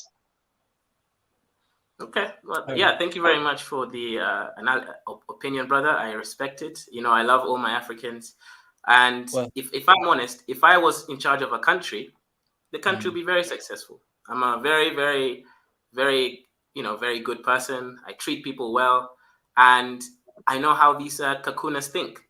So kakunas is a word I use for the plain piece of paper man.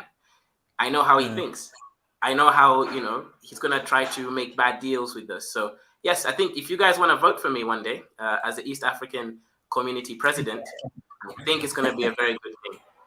After the comments you mentioned here, area, Well, if you want to show us your face and tell us your name, we might vote for you.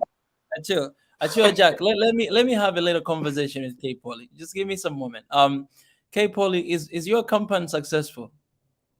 Yes, it's not big, but yes, we get work and we make money. Yes. And you know that leading a country is not leading a company, right? Actually, it should be. Yeah, you are right, but it should be. Because if you think about it, if let's say a company, they remove the president only when the economy or of the company is going down. But with the presidency, people vote on very bad ways. I'll give you an example. In Kenya, you had Kibaki, 2007, prior to 2007. He was the best president this country ever had. But because people got tired of having the same person, they didn't vote for him, and that caused some issues. The problem with people is they don't know how to vote. I don't believe people should be given a chance to vote. I don't believe in voting rights.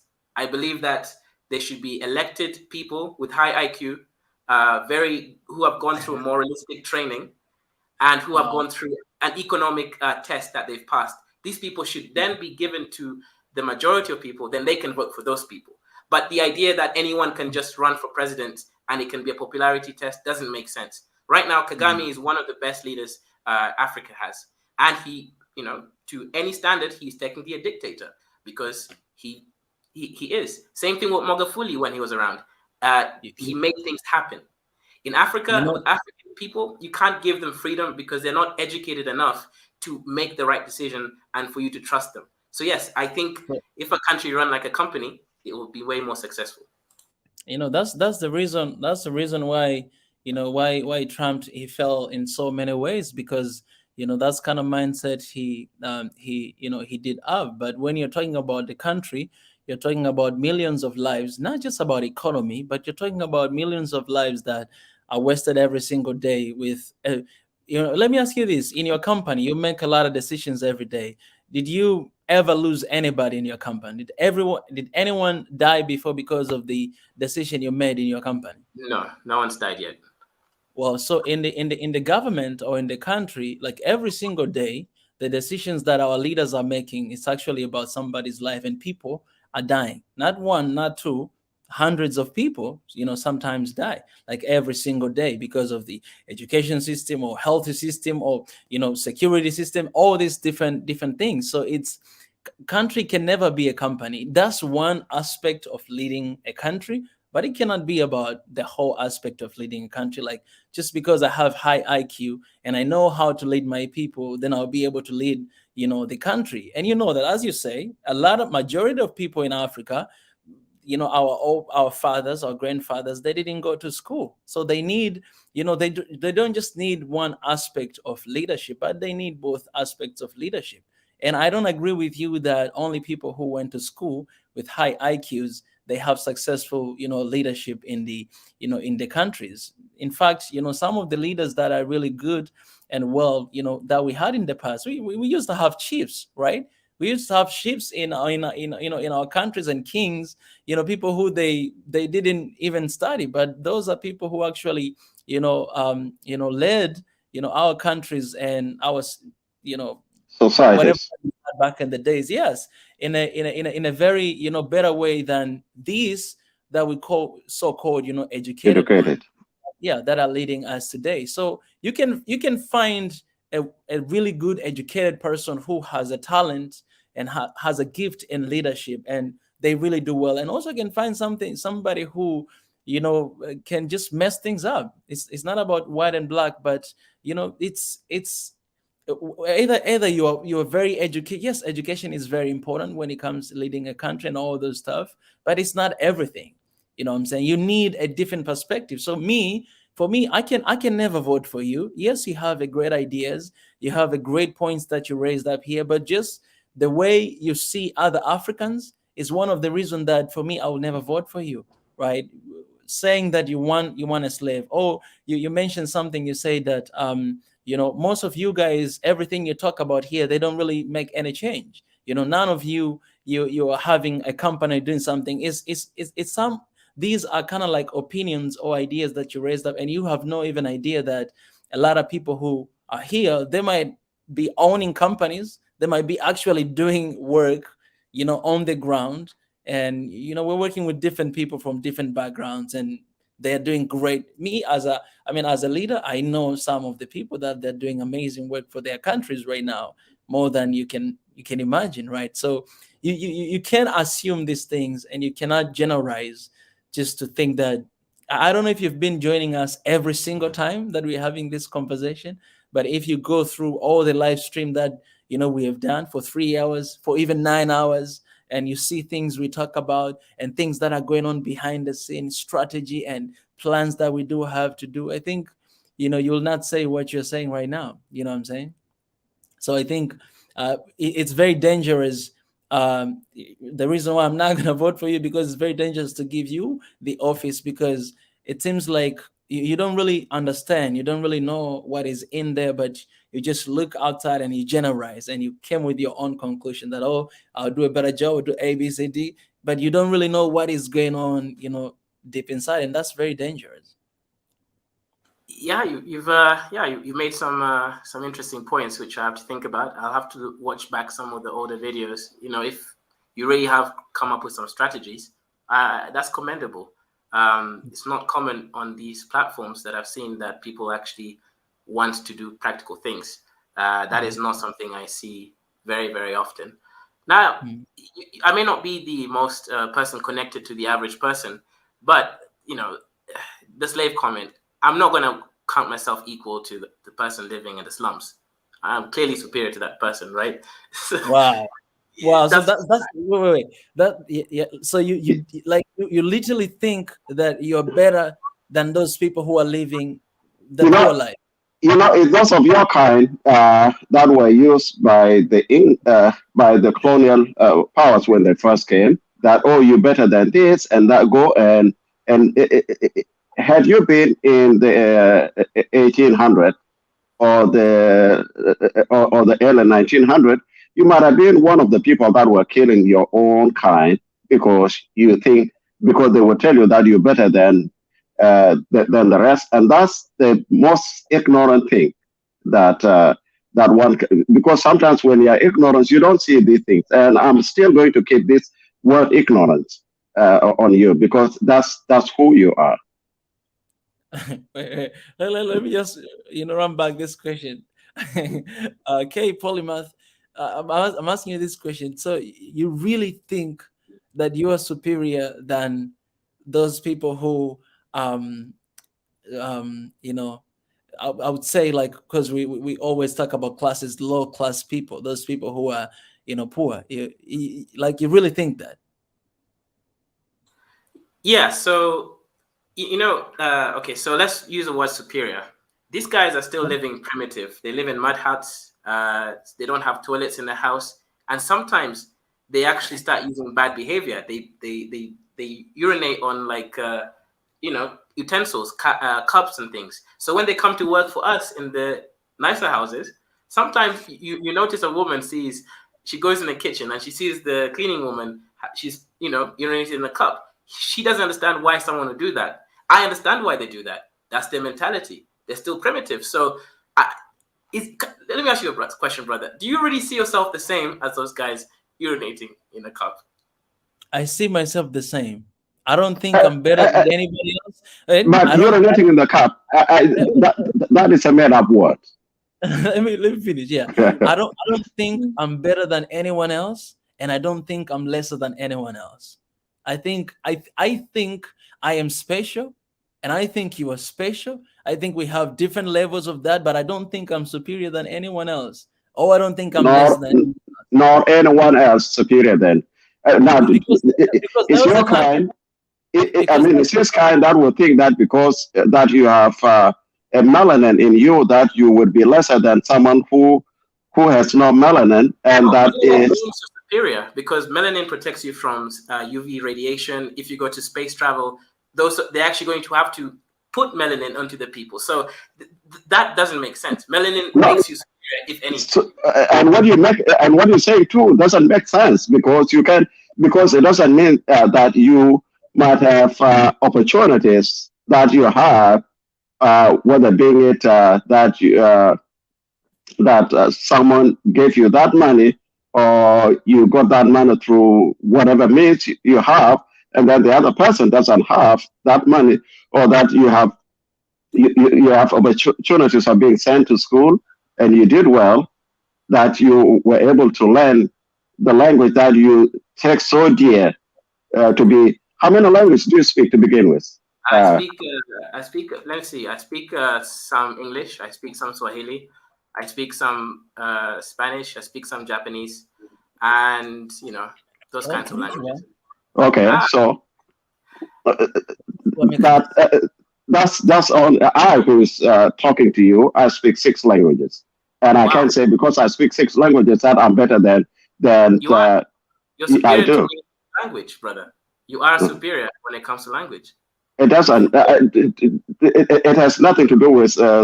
I've been exposed to those languages, and that's why I speak them. Not because I'm superior. Brother, the I'm average exposed to them.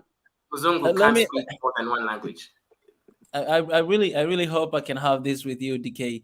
Now you change your name, Polymath. What's the meaning of superior for you? Because I really want to understand. Like, I'm still like, I'm literally not getting it that you think that way. But I think that's why we have platform like this, actually, for someone like you. 56 people watching here. I hope you guys, you're not offended, because we have this platform um, for people like Polymath as well. We might think different, but Yeah. we can always have this conversation and get to the bottom of it. So, Polymath, what is the definition of superior for you? Like, when you say that you think you're superior because you speak, like, what do you mean by superiority? That's a very good question. So Mm. in life, the only equality that we have is life and death and health, as in the natural born health. If you're born, you can see, or you can born with limbs, etc. Everyone is equal, at least if you look at the tribes of the world.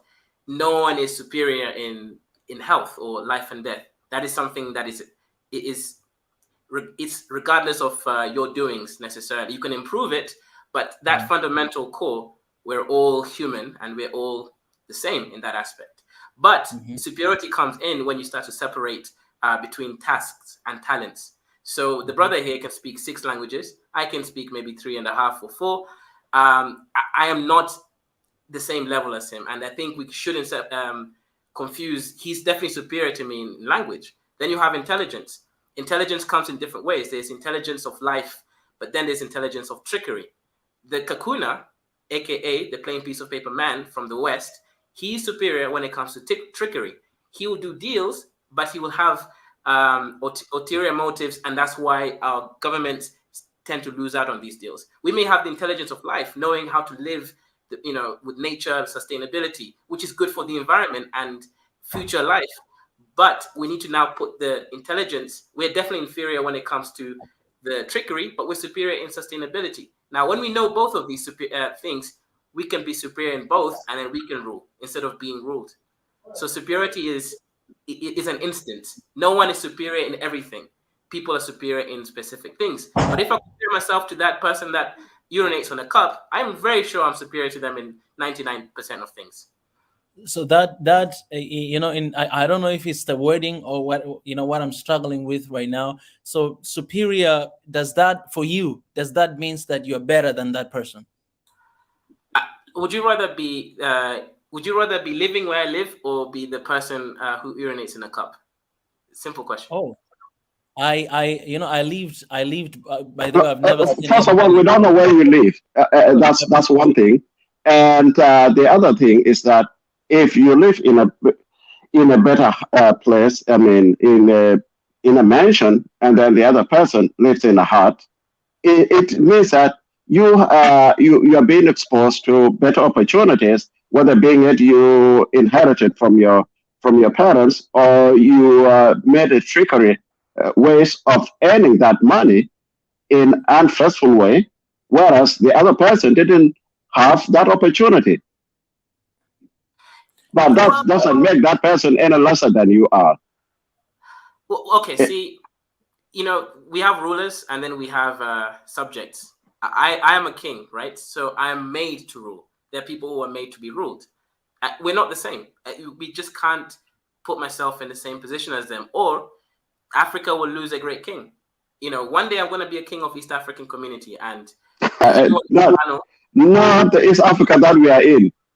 I'm an East African. The one in there is an East African. There's no way that in East Africa that we're going to elect an ignorant to lead us. That would be a big no. But you see, you're being superior. You believe you're superior to me because I'm ignorant, brother. And you're making this. Yeah, go ahead. Let me ask you this. So if okay, I'm still getting this through. I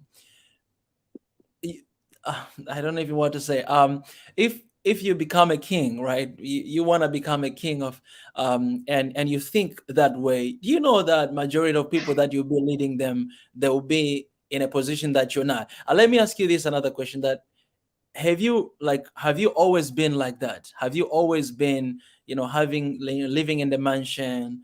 Do you know what it means not to have food on the table? Like, have you always lived that kind of life? Have you always had that intelligence in you, had that education in you, had that company in you? Have you always had that?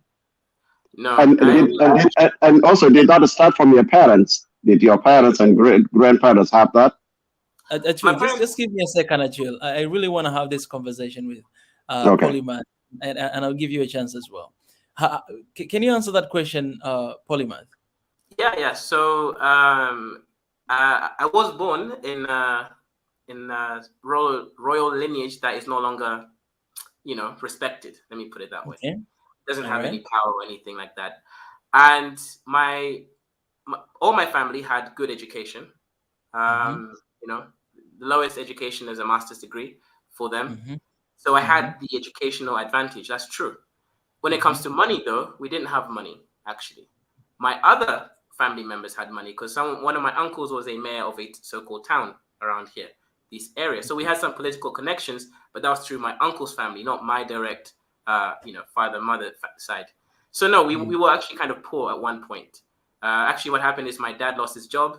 He was actually one of the 5 only marine biologists of his time. He's working for UN, and due to specific things, he lost the job, and now my mom had to start the life again. And she worked hard. We went from a small house to a shop, bigger house, etc. And we got the education. So no, I did struggle at some point in my life where I didn't have any money. What But changed? how? Yeah, go ahead. Yeah, please, you can go ahead. Go ahead. Yeah, what changed is I managed to get myself a scholarship for Mm-hmm. my education until I got my PhD. So that's when Mm-hmm. things definitely changed for the better. I was able to hook up with intelligent, rich people, and obviously I started doing business. That's when my life changed for the better. I used to be a lecturer, but I quit that job because it wasn't paying enough. So I went straight into business because I'm able to, make the money that makes sense to me with how much I work, and I'm no longer a slave like everybody else is. I'm now free to live how I live. So the mentality has only really been here recently because I had to, when you become a king, you can't think like the commoner because you don't have the same responsibilities as a commoner. The commoner only thinks about themselves and their family. The king has to think about the whole community. So that's why I have to separate myself and become superior. To separate yourself from what? From the wananchi, from the common man. You see, right? Bill Gates, what's the other guy? Elon Musk.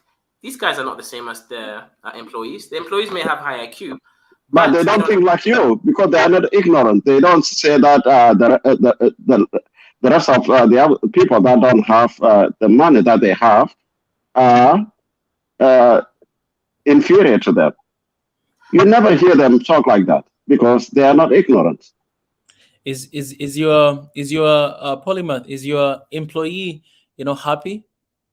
100%. I treat them really well. I pay them above grade. So let's say in Ethiopia, the average pay for a senior engineer, it's like $220. The average, not much per month, right? Now, I pay them like $700. So now, obviously, I'm saving because if I paid Americans, it would have to pay them $2,700 or $3,000. So I'm saving money, and also they're making money. I treat them extremely well, and that's not even full-time work. They just work whenever they have tasks, etc. So no, I treat people extremely well because if you treat them well, they're going to keep. And I'm investing time by training them, showing them how business works. So I have to make sure that they are benefiting from this situation. I don't underpay people. I don't treat people badly just because. And I don't think they're inferior because they actually have degrees. They are engineers with degrees. You treat them well because you treat them well because you need them. They're working 100%. for you. Right, they're 100%. giving you like the money that you generate from your company. It's because of their work. It's because of what they do every. So they are getting what they deserve. They earn it. They're not doing you a favor, but you're actually right. just paying them for what they're doing for their work, right? Yes, but you see, when it But comes what to it Indian comes, employers, Chinese employers, they're not going to pay them $700. They're going to pay them $300. And they're going to keep making them sort of overwork and make the working condition very uncomfortable. That's the stories I've been told by people from Tanzania, Ethiopia, and Kenya.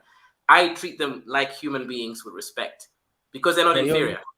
Your standard should never be Chinese or Americans or whatever, because we know how they treat our people. So that is like the lower standard, if that would be your standard. But I think our standard as us, it should be like it should be like I have to treat you the same way that I want to be treated, like the same way that you want to be treated. That's how you're supposed to treat somebody else out there, whether this person has education or don't have education. The thing is, these people that you're paying, maybe you're paying them well because you need them and they're working for you, right? And they deserve it or they earn it. But what about those people who, like, you think you don't need them, right? What about those people? How do you treat them? People Those that ones is they're not giving you money. I don't engage with them anymore. I'll explain why. I tried giving a woman from the slums a job to clean my house and my clothes. Now, she didn't clean very well. Maybe it's because she's a bit older woman. And also, my underwear went missing. My towel went missing. So you see, you try to help someone and then your clothes go missing. So it's really difficult for me to see value in some of these people. So now I've just bought a washing machine instead. That way, my clothes don't go missing. So I can't even give them work because they create more chaos than solutions to you. Thinking about thinking like that, my brother, it's it's really hard to to be a leader of I mean of a country. because you have a big dream to become a leader, and when you become a leader, leadership is a servant. All right, you want to have slaves to work for you, but when you become a leader, you become a slave. Are you ready to become a slave, to work for these people who you think that they're inferior and you are superior? Because these are people that they're actually hiring you when you become a leader, and you need to work with them. But now, if you are separating yourself from them, and choosing this kind of life, separate life, that you think this is my life, and these are kind of people that I'm gonna hang out with, and then you leave the most important people who they are actually doing the things that people like you cannot do because of your status and what you have. How are you going to be able to to put your ego down and to serve these people and lead these people? Because that's all about leadership. It's not about you're there to serve me, but you're there to save the people you lead, whether you're in the company, you're a boss, you're a CEO, you're a founder, or you're in a country, you're leading a nation. That's why you're going to be my main advisor. You have a lot of wisdom, especially for a young person. And you see, with my skills in making things work, you will understand the people. You know how they think. You know what's important to them. So actually, you will be my main advisor. And you as a slave, right? I really don't want to slave be advisor. This brother here but is you equal to me. but you slave really advisor.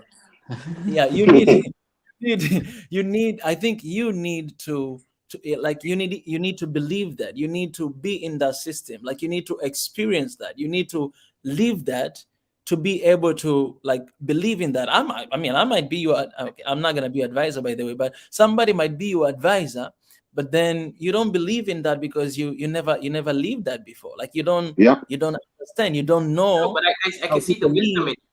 I see that you think. I see that you are able to take what I'm saying and add all the relevance to the people, the community, the country, sense of self, and happiness, and just general human communication and development. If I see that in you, that wisdom, and that's what I'm talking about. You have this uncanny wisdom. I don't see this everywhere. So for me, I would definitely have you as my advisor, and there's no issue. I can go and do my things, and I'll be able to have you there. Can I step in, guys? People need to see wisdom in you first in order for them to make you their leader. Yeah. So can I say this? Go ahead. Can I say this? Like, Mika is already advising you, so take the advice. You say you want him to be your advisor. He just gave you the advice, and that's the first advice. If you want to take his next advice, first take the first advice he just gave you. And the teams here, are giving you the advice. Look, we all have a sense of duty to humanity, and that includes you, and it includes me, includes everyone. We have a sense of duty to other people, to other humanity. When you are the burden of knowledge is not benefiting yourself. The burden of knowledge is helping, using that knowledge for making other people know more, be better, be stronger, be more human, liberate humans. The burden of knowledge is a liberation of others. So the advice that Mika just gave you. Look, sorry, I had to step out. Somebody called me. A very important person called me. My brother from UK called me. That's why I had to step out. But to really point out here, provocative ideas are very good for pushing the boundaries and pushing barriers. They are very good. As an educator, I want my learners, I've always pushed my learners to push the boundaries of possibly what's possible to think. But using provocative ideas as facts, using provocative ideas as the way things are, is a recipe for disaster. It's a recipe for your disaster. You're going to be hitting a wall every time you turn around. If you look at other human beings like that and think like that, you can succeed in life thinking the way you're thinking right now. Like really miniaturizing things, minimizing things, and downgrading things, and really ignoring the essential experience, the true experience of people, and and then pretending to know it, even though you have no idea what it is. And like, using just, like what we call data is more like it's like a picture. A picture is a two-dimensional momentary snapshot of moments, millions and gazillions of moments. The data that you're talking about, snapshot, you're looking at snapshot to really truly make a connection, to leap that far and connect with history that you have no idea what it is, you have no evidence of what it is. So that is your challenge. Your burden is to live like you are right now in the state of slavery. You are enslaved by data, false data. You're enslaved by notions that appear reasonable and logical, but when you actually test them out, rigorously test them out, they don't pass the test of time. They don't pass the test of reason. They don't pass the test of logic. They don't pass the test of experience. They don't pass the test of emotions and empathy. They don't pass so many things. They fail every step of the way. If I spend 2 hours with you, your argument that you've constructed on the sand will fall apart, or the house of cards you built will fall apart like that. I don't even have to prove anything to you. All I have to do is just poke every possible weakness that exists in it. But what I will achieve at the end of it is that you will feel horrible about yourself. You will end up feeling like unaccomplished and unimportant, and that is even the worst thing for me to achieve. But I'm not even going to push that, and then I'm not going to ask here other people to push that.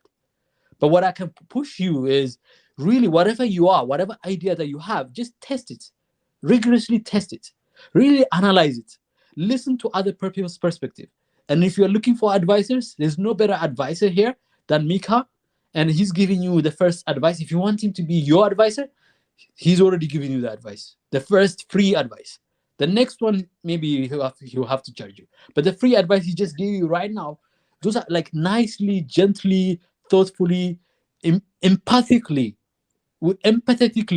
that he gave you. Those things, take them seriously. And then you can take next advice that he gives you even more seriously. So so I would say that. But please don't, your line of argument, it doesn't go far. It doesn't go more than a meter. I guarantee you that. You can't build schools with it. You can't build health centers with it. You can't build roads and electricity. You can't create jobs with it. You cannot transform nations and national communities out of it. You can't change a world of exploitations to a world of equality and freedom for all human beings. You can't use it to build aspiration out of it. You cannot build anything out of it. Well said. Well said. Yeah. So thank you guys. Sorry, I might have a call. I might have to drop sometime, but just in case, just to let you know, earlier I dropped out because of that. Can I quickly say shout out to some of my followers, Tribal African, MD, Sub-Saharan African, and everyone else who's come to show support to their great leader, Lord Dr. Kaiser.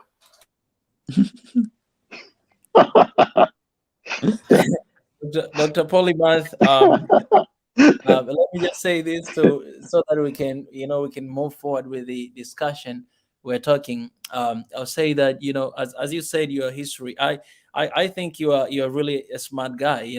It's not something that we can even argue with that. I really do think that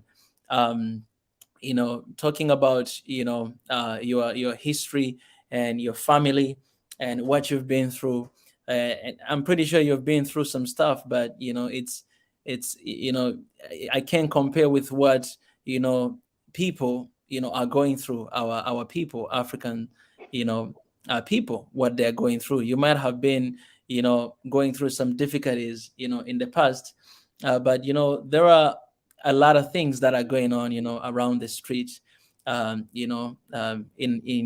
our communities.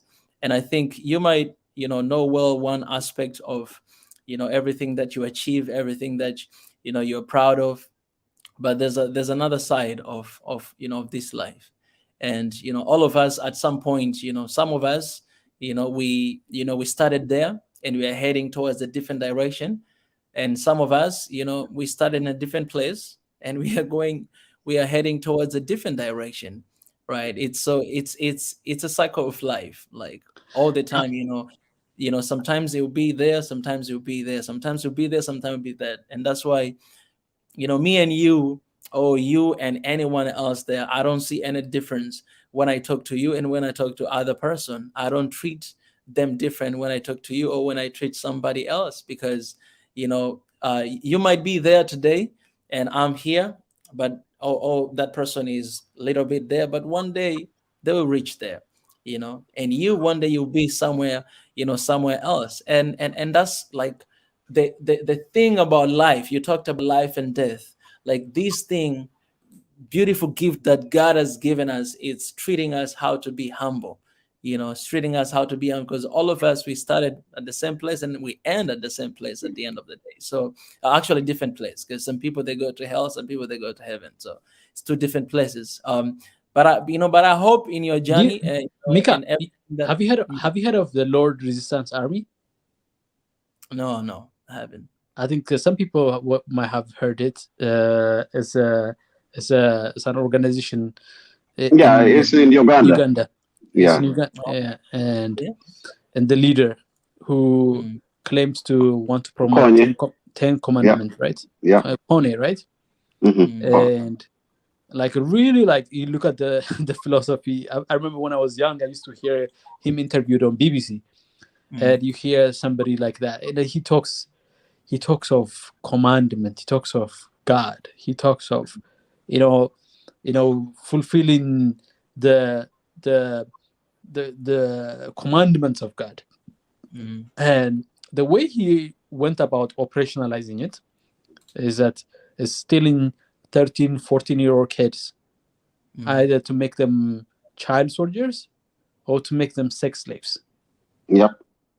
And like you can imagine families who are raising their children in the middle of poverty. I mean, the poverty is one thing, but at least in that poverty they have family. In that in the poverty of material poverty, whatever, they didn't have the poverty of love.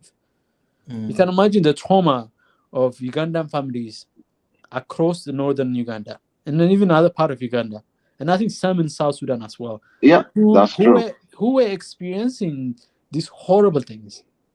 And I can tell you another similar kind of things, like the North Sudan versus South Sudan. And I had the privilege of having to go to school from those children who experienced the horror of it. I met one of those child. He had to walk thousands of miles, 10-year-old by himself, lost his family.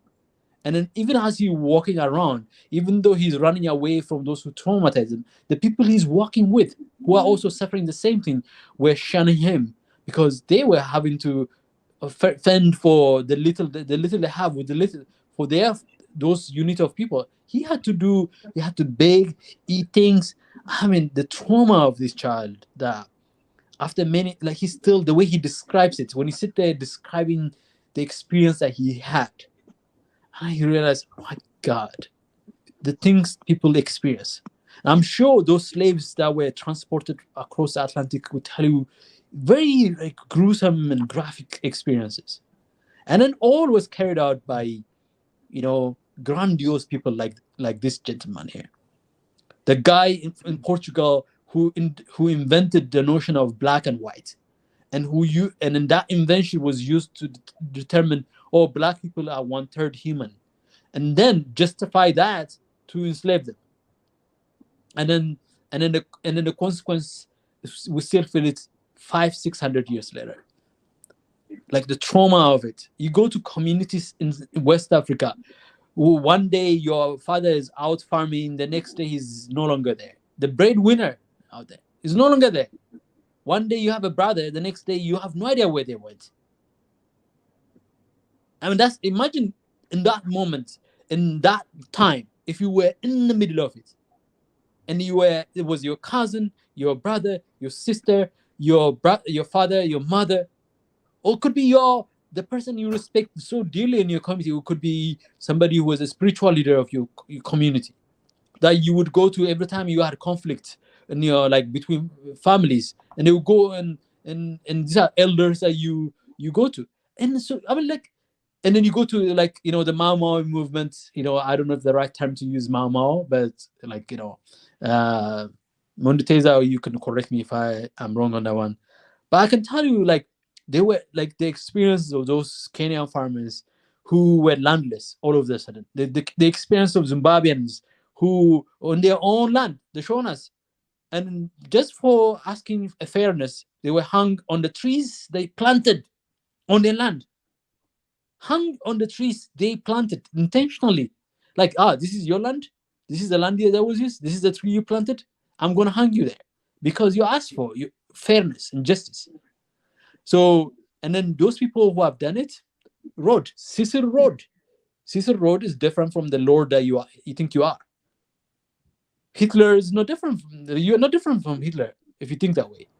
So I guarantee you, we are not short of experiences in the human history of people like you who have mistakenly built an ego, who have picked up the wrong lessons in their experience, and then use that to construct a false sense of world. And then when they try to impose that into the world, all they caused is pain and suffering. And then not just to others, but also to themselves. And then history will write you, because you're a human being. You create history, and the history you create will be the one that says you were meaningless.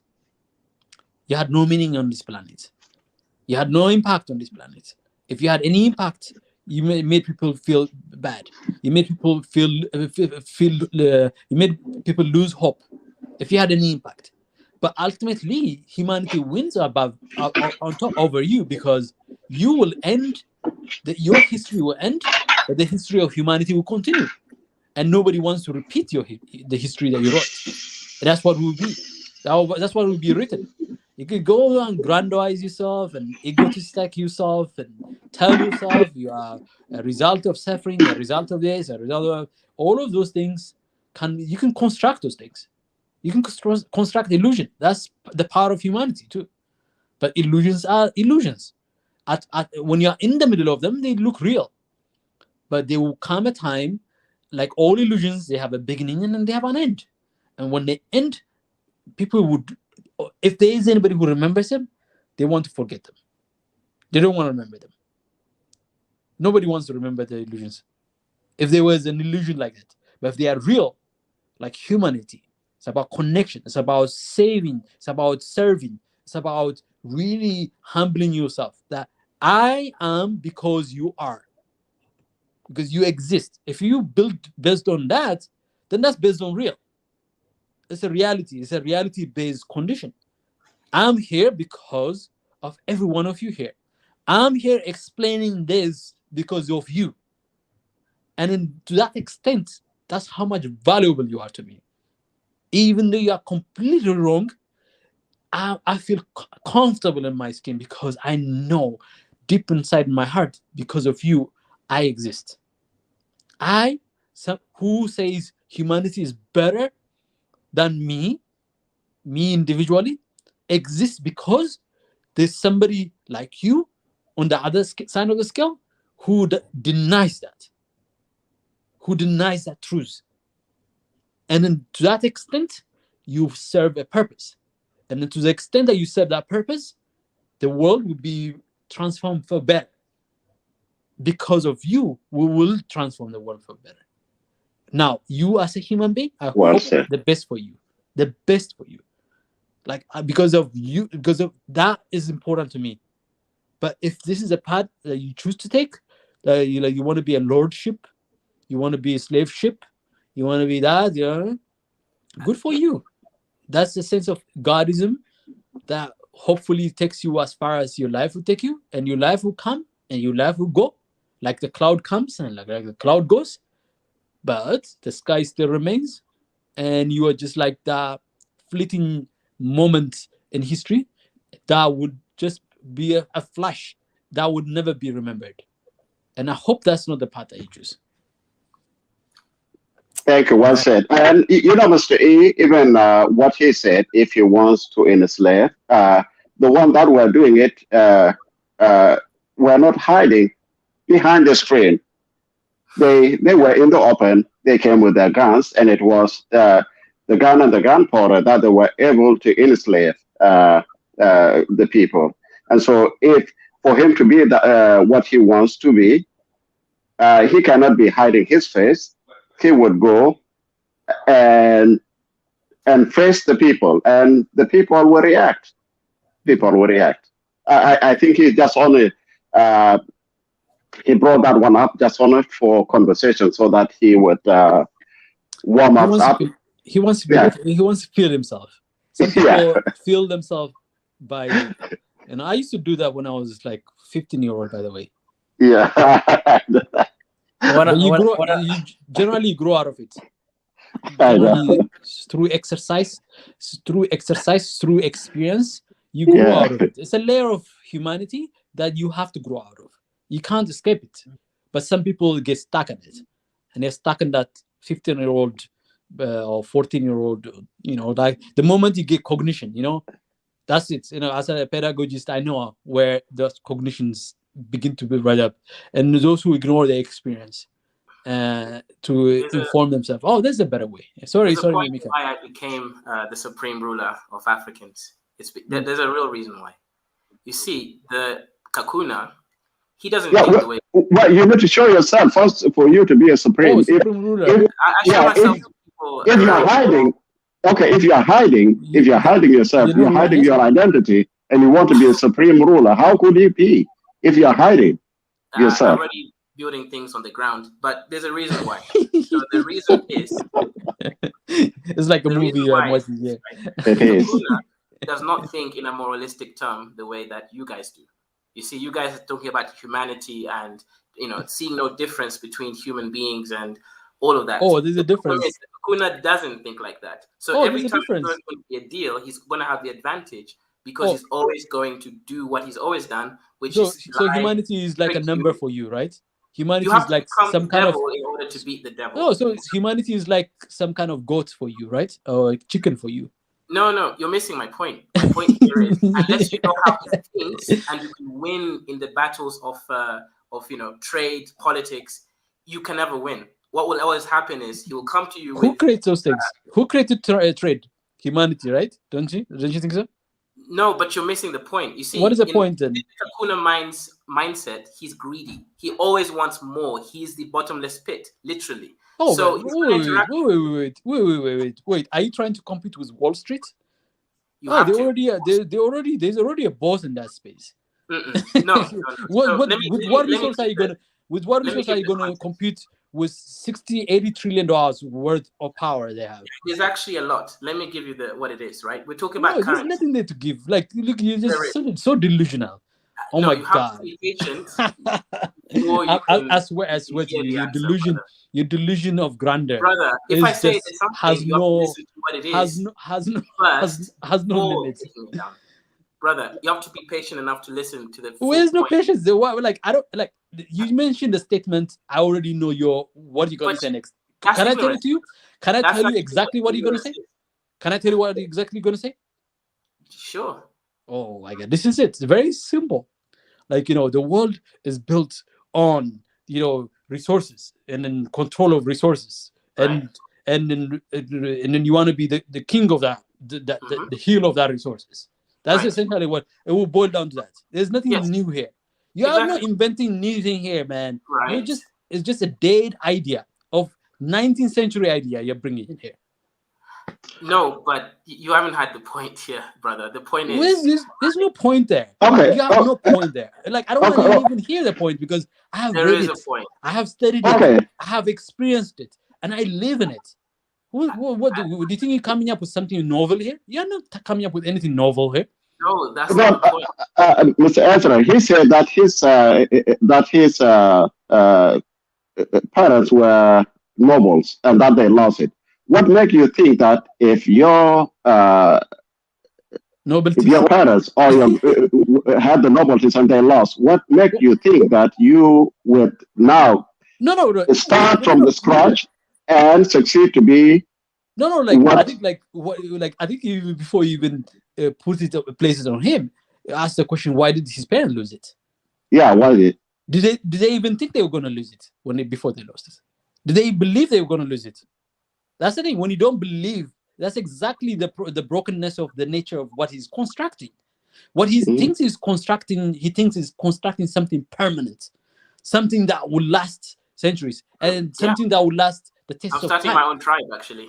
No, but Yes. what the reality is that your experience proves that your family's experience proves that nothing lasts.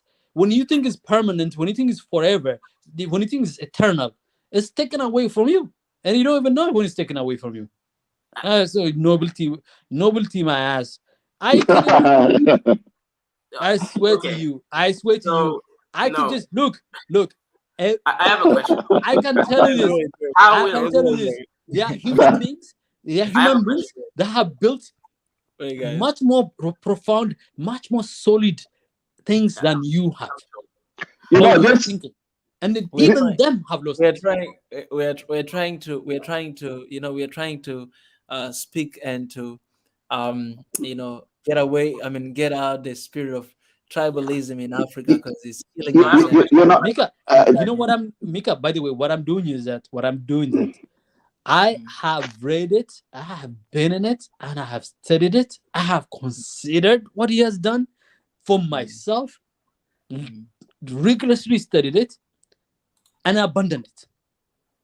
me too. So he thinks he's the only one who he stumbled upon some novel idea. It's novel. Never said You know what the word novel means? Yeah, he's ignorant. No, like Yeah, he's your ignorant. English, you can articulate your thoughts in English, right? So let's talk about English here. Let's be rigorous about it. Let's rigorously interrogate this for I you. want Interrogation of your ideas. Do you know what that means? Yeah, first you have to hear the idea. So I have a question. The currency, you are talking about currency. So this East African currency, how does it work? How do you maintain it and separate it from the Nobody World cares Bank? about that now. Nobody No, cares about that's not- that point right now. When you have an There's a- idea, when you have a lost human being, we have one of our ship, one of our human being is lost in the hinterland of the Bermuda of ideas, the Bermuda of characters, the Bermuda of humanity. We have somebody there stuck in there in the vortex of really like the black hole of black hole. I think we care about the currency stuff now. You are in that. You are in that vortex. Oh, what we want to do is take you out of, extricate you from that really confusion of the confusion state you're in right now. That can't change right So now. let's focus on that. Focus on that. this Forget guy- about currency. We don't care This about guy currency. reminds me of Donald We care Trump. about you now. It's just the same thinking of Trump, and eventually he failed. He has the same mentality of Trump. I think we have So another to me, panelist who has the a issue he opinion. raises doesn't matter to me now.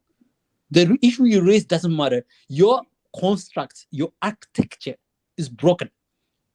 The construct from which you emanating this idea is so broken. It doesn't matter whether you come in to have a conversation with me about these plan ideas. Essential elements here are broken here. So if I give you a topic, I know for sure you're gonna say the wrong thing because your construct is wrong. No, The that's architecture is wrong. What I'm trying to do is I'm going to push you the buttons as far as possible to get you to wake up from this nightmare that you are in right now. You don't even know that you are in a nightmare. It's so beautiful. The nightmare looks like you are in some Caribbean endless paradise, but you're not. You think because there are some people around you who validate this for you, and you think that you are a king of something. But what you realize in through deep interrogations, your compass, your actual compass, is all over the map. It doesn't point north. That's what it does. It's all over the map. Is you are in some magnetic field that is just really distorting your reality. That you are in the middle of the cloud so deep that you think that is the sky. That you are like in the middle of and inside the vortex of the Bermuda, and you think you are moving somewhere. You're going somewhere. So that is, to me, the much more pertinent issue here in this conversation right now, because you are here in this place, and I don't want to talk about issues because those issues are meaningless to you. Doesn't matter whether it's tribe, currency, government, policy, politics, humanity, morality, philosophy, production, creation, innovation. All of those things are useless to you because you are stuck. Your blueprint needs fixing. That's what you need to focus on now. Yeah. Well said, Professor. We came from very far, and I wanna give a chance. Mika, can I say this? Thank you so much, Mika. You are a true embodiment of humanity. You are a true embodiment of humanity. My friend from South Sudan, I never catch your name. Okay, sorry about that. And we've talked so many times, but I'm terrible with names. It would take me Monday, Tuesday. It took me several sessions to properly pronounce his name. So really, I truly how bad I am now. Please forgive me. You're true embodiment of humanity. The fact that you guys have allowed this gentleman in this space, no place will be allowed. You guys are that confident in who you are, in the sense of self that you have, and even it doesn't mean you have answers to everything. Like, it doesn't mean we have answers to everything. You embody that. You embody that humanity, searching for the right answer. Have some answers, but it's always looking for answers, looking for a way of resolving problems, sticky problems, challenging problems that have passed on from generation. You are embodiment of it. This is. I pay homage to you. So much respect, so much honor in being in your presence. Thank you, brother, and Professor as well. Thank you. I'm not a professor, but it's well, you are. You are the brain. You are. All right. I want to give a chance to. That's nice, but that's nice. Has been here for a long time. Well, this apparently what we're talking about right now. It's not a topic. It's not what we're supposed to talk about. But it just happened that we were having that conversation. But I wanna hear what you have to say. That's nice. Yeah. Welcome. Thank you for having me on. I do love your channel, and you're a very smart man. So I definitely do watch it. Even though I'm in the background, I'll definitely do watch it. I watch you. Yeah, I just want to say, there's some points I do kind of agree with K. Palomar. Now I'll explain why points. When it comes to the voting part, right? I believe that not at that moment, this moment, right? I believe not Africans should not have the right to vote at this moment, right? Because Africans they don't go by what's best for the country. They go by their tribe. If you know every most big ethnic groups in the African country, you always see notice that same ethnic group becomes a president.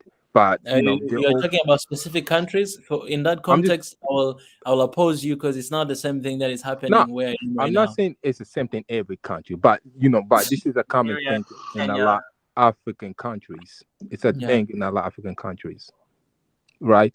And they always tend to vote ethnically what their tribe is, and a lot of times they don't go by their what's best for what's best interest for the country. And I've heard stories like a lot of times, that he, as long as he promised them food and promised them certain things, they will vote for them, right? So it's not going by what's the best interest for the country. They just go what they have for this moment. What thing I So, get. so, so what should be the solution to that? I believe at this moment they need that we need people at the high top who will make for the decision for the country. What's best for the country, right? What's That's best, dangerous. Leadership, essentially right? saying leadership. It's dangerous, right? But when you talk about America itself, America when it first was founded, created, people did not vote. Few American president, they want to vote in. People at the top made the final decisions who can become president. Then after a while, they start voting. Then men, first they start with the men start voting. Then women, then black people, right? That's how it was. Now we vote for the best interest, what's best interest for the country. But in Africa, we were just given the chance to vote without, when Africa, we all know is very tribalistic. A lot of us think tribal, it comes first. None of us vote for the interest of the country. We don't vote what benefit the country. A lot of us vote for what do I need at this moment? Oh, food, he probably needs food, at this moment. Okay, yeah, I'll vote for him. So we can claim it's dangerous, but it's more dangerous if we continue voting for people who are not gonna do anything for the countries, right? So I have another question. So you say the solution should be you have these top people who they're actually deciding and choose someone to run for president, right? That's what you're saying, right? Yeah, I'm saying people who are educated, who wants best interest of the country, people who know who wants want benefit. Can I ask you like? Can I ask you like? Let me just address this first, Ezra. Let me address this first. Yeah. So I do understand that, but these people who you say are highly educated and are standing there for the interests of the country. These people, they do have tribes as well. How sure are you that they're not gonna pick someone from their tribe to be there to run for president? If the issue is the tribalism in Africa, and we pick people who are going to decide who is going to lead the country, it's the same issue with them as well. Because when it comes to tribalism, it doesn't matter whether you're educated or you're not educated. Right. And in fact, the educated people are the one that are creating the tribalism more than uneducated. For example, Rwanda. I'm from Rwanda. I'm Afro Rwanda, right? Right now, Rwanda one of the most successful country, right? My people might hate Paul Kagame. They might hate that what he does, things, whatever, right? But this man does everything for his country. Right? He's been running for a very long time. And a lot of people think why would they gonna think about him, but that he's put his country first. He does what's best for the country. And a lot of people might say that everything he does in other people's country, of course, right?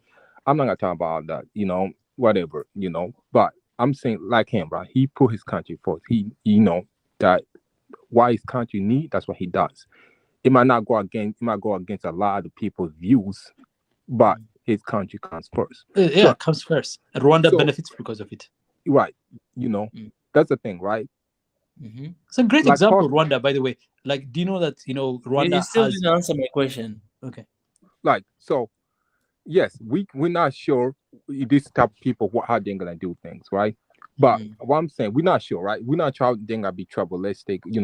I believe that the people who are the presidents, the high people should be the ones who from outside of the country. The one they're not, attached to their tribes. They're not attached to it. No, the evidence is. Yeah. What I'm saying is I need to address this first. Okay, sorry. What I'm saying is, oh my god, I just lost my point. You can get representatives from each of the tribes to be in this tribunal of. I believe that too. Like you can have different groups. No. What I'm saying is this. The problem for me, what I see, the problem is not voting. Like people who are voting, that's not an issue to me. Like if I think that way, I think, for me personally, I think I'm thinking too small. If I think that way, I think the problem is people that we are voting in. Like those people, let's say these are people who are running for president, right? Let's say, okay, majority of my population is coming from this tribe, right? So we are voting for our person to represent us in the government. But that man who is leading there, who is there on the seat of leadership. If he's thinking just about his tribe and he's not thinking beyond that, he's not working for the interests of the whole country. And he gave a good example of Kagame, right? He's not, and people are voting there, right? In Rwanda, right? They're voting for him, right? Yeah. They're Yeah. voting for him, and they have better equal rights for women than anybody else, any other country. Yeah. Yeah, so the difference you see is that man who is there. Like if that man is working for his people, like all of them, regardless of these are Hutu or Tutsi, but I'm working for all my people. It doesn't matter who, it doesn't matter. I'm voting for this man because he's coming from my tribe. But if I'm a leader and I know what is good for my country, and I know that I'm here, even though I receive a lot of amount of votes from my tribe, but I know I'm here to work for my people. So that's But those where the leaders, issue is. That those person leaders, who is there on the table. the issue is, yeah, go ahead. So also I want to touch on the point, yes, sometimes these people who a lot of time we vote are very tribalistic, right? I do agree. And we've seen this all the time. People got only build, that area they farm where they tribe live, where they try to build that area, they avoid. Yes, I do agree. That's what I'm saying. Like a lot of times we need people who are not attached. People from like you guys, right? Like you're not very attached to your tribe. You want interest for the country. You don't care what tribe you farm. You don't care what tribe that person. You see everyone's equal as you, right? That's the type of people we need. People not grew up outside of the that tribal thing, who grew up outside that, who want the best interest of the country. That's the type of people we need. So I will not go and say, oh yeah, we'll create vote, because a lot of times they're gonna vote for a lot of Africans will vote for the ethnic group. We be seeing this all the time. If you ask them who they're gonna vote for, they always go for the ethnic group or the tribe. This Because is a common usually thing. leaders try to invoke that. They ask them to do that, actually. Not really. You don't have to ask them, because Africans are very attached Kind to of the tribe. manipulate that. No, can I tell you this? Let me tell you something. I think that we have to really there's a misunderstanding of identity. So if you understand true identity, tribe and ethnicity is part but not all your identity. That's the thing, right? Yeah, so that's the Africans real. know that. You know that people, because you grew up in the West. Can I say right? the people who succeed, those leaders who succeed, are those who recognize their true identity. It's not who deny their tribe. It's not about denial of your tribe. It's more like an understanding. My tribe is a part of my identity. My faith is my religion, or my faith is part of my identity. The things I care about, the things I have worked on, my career, my jobs is part of my identity. My family is part of my identity. My experience is part of my identity. Identity is multi-layered, is multi-dimensional. True identity. Like if those people who think their identity is just tribal, they're just narrow-minded people who are but not the issue recognizing. is they get power. Let me finish. So one thing I will tell you though, you meant something interesting here, which is that you suggested that a kind of dictatorial approach might be necessary, where before we get to voting, let's get some leaders to decide on these key matters and then come back to voting, which is kind of reasonable in of itself. But the reality of African experience is that over the past 60 years, we've tried that too. Many countries have some experience of these tough, strong men who have come in claiming to clean up tribalism and not do any job of cleaning up the tribalism that existed, and still left it as tribal, as broken as they found it. Probably even made it worse. But there are some countries that are used democratic means. Like you look at Rwanda, is using a democratic approach to achieve it, but their democracy is defined by Rwandans. Rwandans determine what is the nature and form of the democracy that we believe in, not imposed from somewhere else. Yep. So Rwanda has better representations in all different political apparatus, not just at the highest level, but throughout the society, at the district level, at the regional level, at the national level. Quite very distributed representation of gender, like women and men, very well represented. So they are choosing that Kagame should serve as long as he can provide us some service. Mhm. That Right. to me is a key turning thing. So sometimes when you work the population right, use the population right, use democracy right, you can use it to create a very robust government that cannot be threatened by external forces. So Rwanda is strong because it's strong internally. It's beginning. So after the experience of the 1994, it Yeah. said no, we should no longer experience this anymore. Let's rebuild our country. But when they rebuilt their country, they rebuilt it based on the context within which Rwandans found themselves, and then what is the value that's important to us, and how do we use the tools and instrument of democracy to serve that. And to me, it answers the question of should the people be part of the building a nation? And the answer is yes. But how? That depends on the context. Sometimes some kind of dictatorial approach might be necessary because the context demands it, but you can never neglect your people. You can't assume that the people are always going to be tribal. Yes, they're going to be tribal if you ask them to be tribal, because the people are the wind. They blow, they follow where the wind is blowing. If you blow the wind of unity, they follow the wind of They'll unity. follow. If you Not blow the true. wind of Not true tribalism, at all. they will follow the wind of tribalism. Africans are very trouble, brother. Okay. And they're fighting each other. In Ethiopia, it's a civil war. Somalia, it's a civil war. Most of these countries are tribal. You can't trust Africans to not be Yeah, tribal. okay, Houses, okay, brother. It's just the same story all over. In Kenya, you have the Kikuyus taking power and leadership more often than the other tribes, and the Kalenjin as well. Again, the biggest tribes. It's not And now you come, yeah. Where's Mondotezi, by the way? And they cannot be Is trusted. Mondotezi still there? Monetizing is just there, but he's quiet. He's You know- here, but I'm waiting for. guys, before that, Yeah? guys, before that, I want. That's nice to finish what he was saying. He didn't finish, Okay. so Okay. even Go ahead. even if something is very interesting and is really, let's just give each other Let's keep time. it there. Yeah. Ezra, he All was right. pointing out about that, and I think we were gonna go back to that's nice. Okay, okay, go ahead. So Go ahead. the issue of the public is important. That is how you deploy that is the thing that matters. It's not the nature of the public that's the problem. The nature of the public can be manipulated for good, can be manipulated for bad.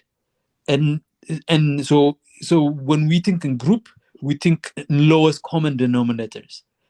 When we think in groups, because we all compromising our personal wish when we decide to be in group thinking. Group think is usually low common denominator, and that usually is exploited by people. But what Rwanda has done is a perfect example of realizing that it can revitalize its social order and its social construct to embrace its own values, its own principles, its own philosophy, and then use the tools of democracy to enforce it, reinforce it, to strengthen it, and to construct the new Rwanda. To me, it's a combination. It's not dictatorial. It's not democracy. That's a problem. It's more like, how do you organize your society, and how do you read your society? How do you get them to pursue aspirations as opposed to their perspirations? So that's a challenge that is. I think I just wanted to say that too.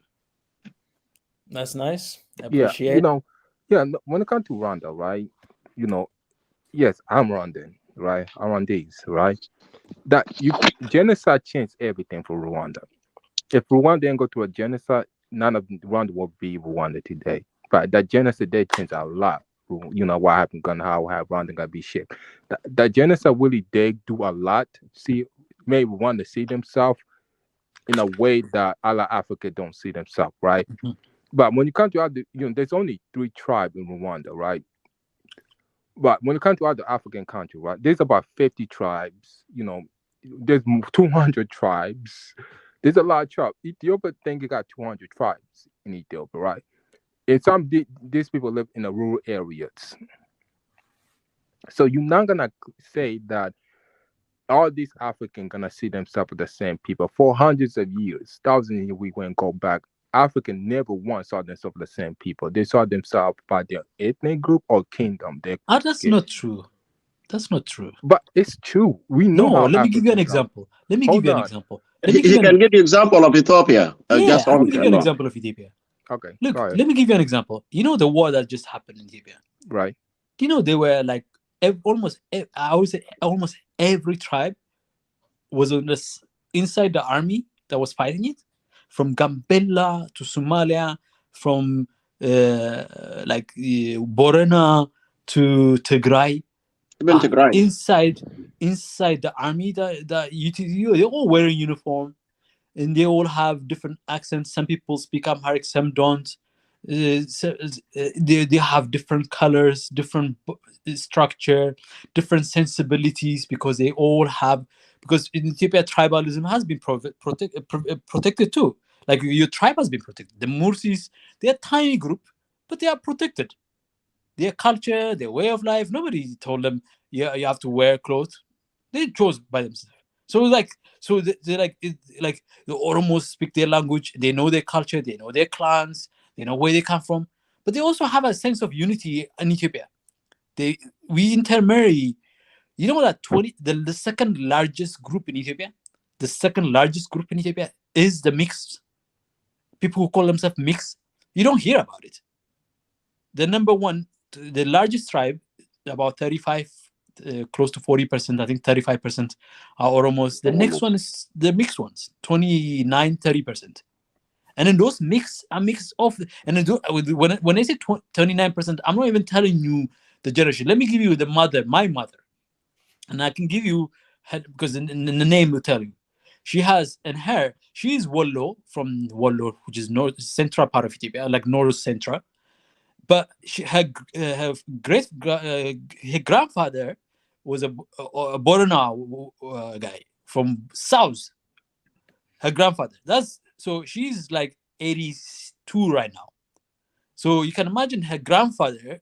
We're talking about 130, 140 years ago. And then her great grandfather was Hadiya. I don't know if my friend from South Sudan, you've heard of the Hadiya people. Yes. I don't know how. Like she says, the color of her skin is light skin.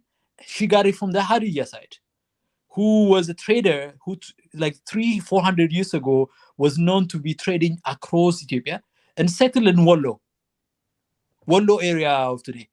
So the depth of connection, interconnectedness, is so deep, so profound, that the reason, see, like 3 months ago, Ethiopia was supposed to collapse because it was divided into tribes and it's easy to break it up.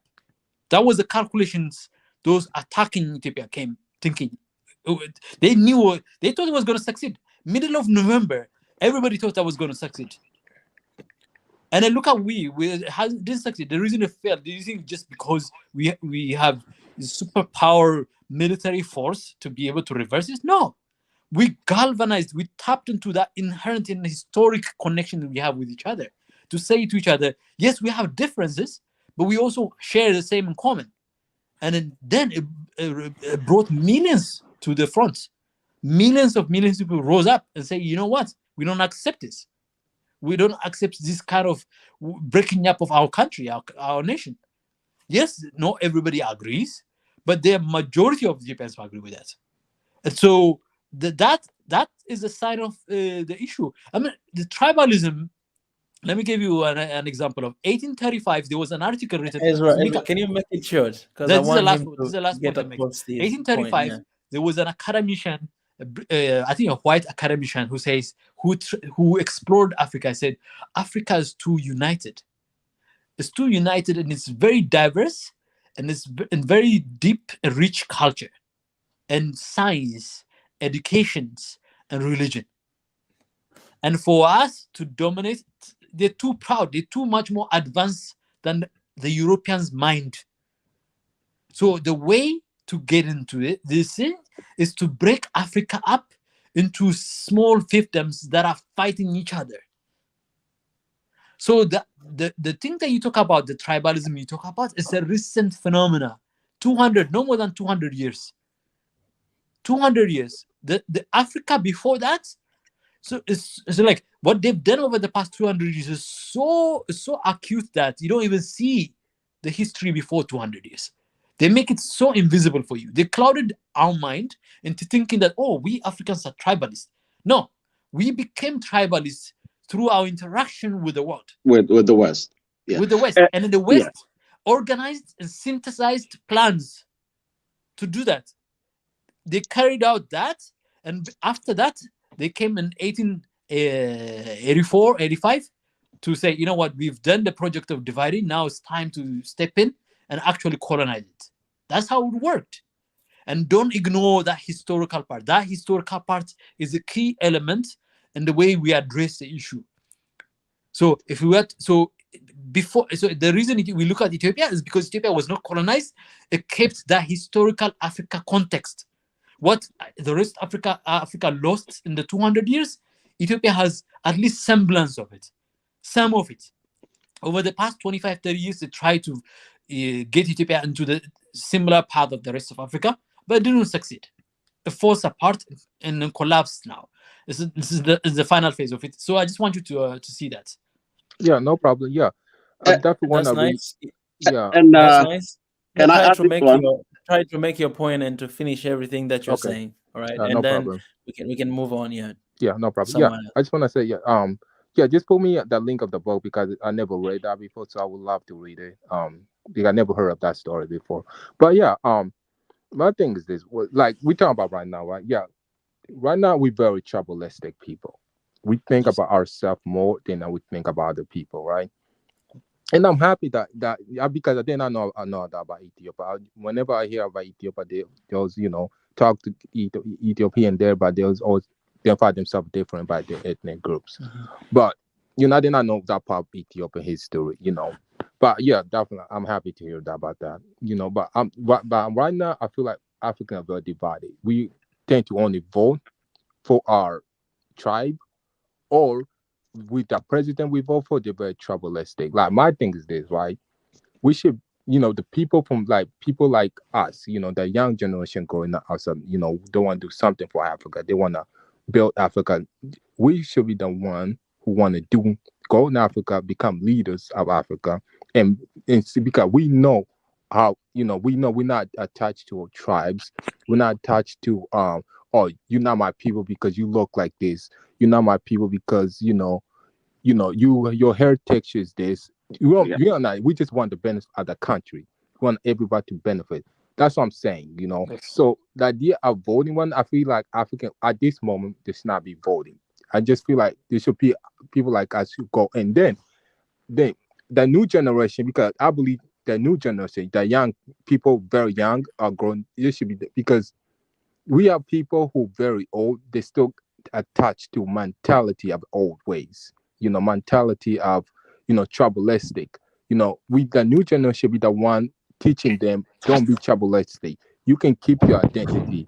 You can keep your who you are. You can keep your views and your language, as long you're not tribalistic, as long you don't view yourself, You think global. Yeah. Global in terms of Africa. Yeah, as long that, then after a while, when the new generation grows up and understand, then we go back with the voting thing. That's what I'm saying. That's a very good point, actually. This is like, you know what?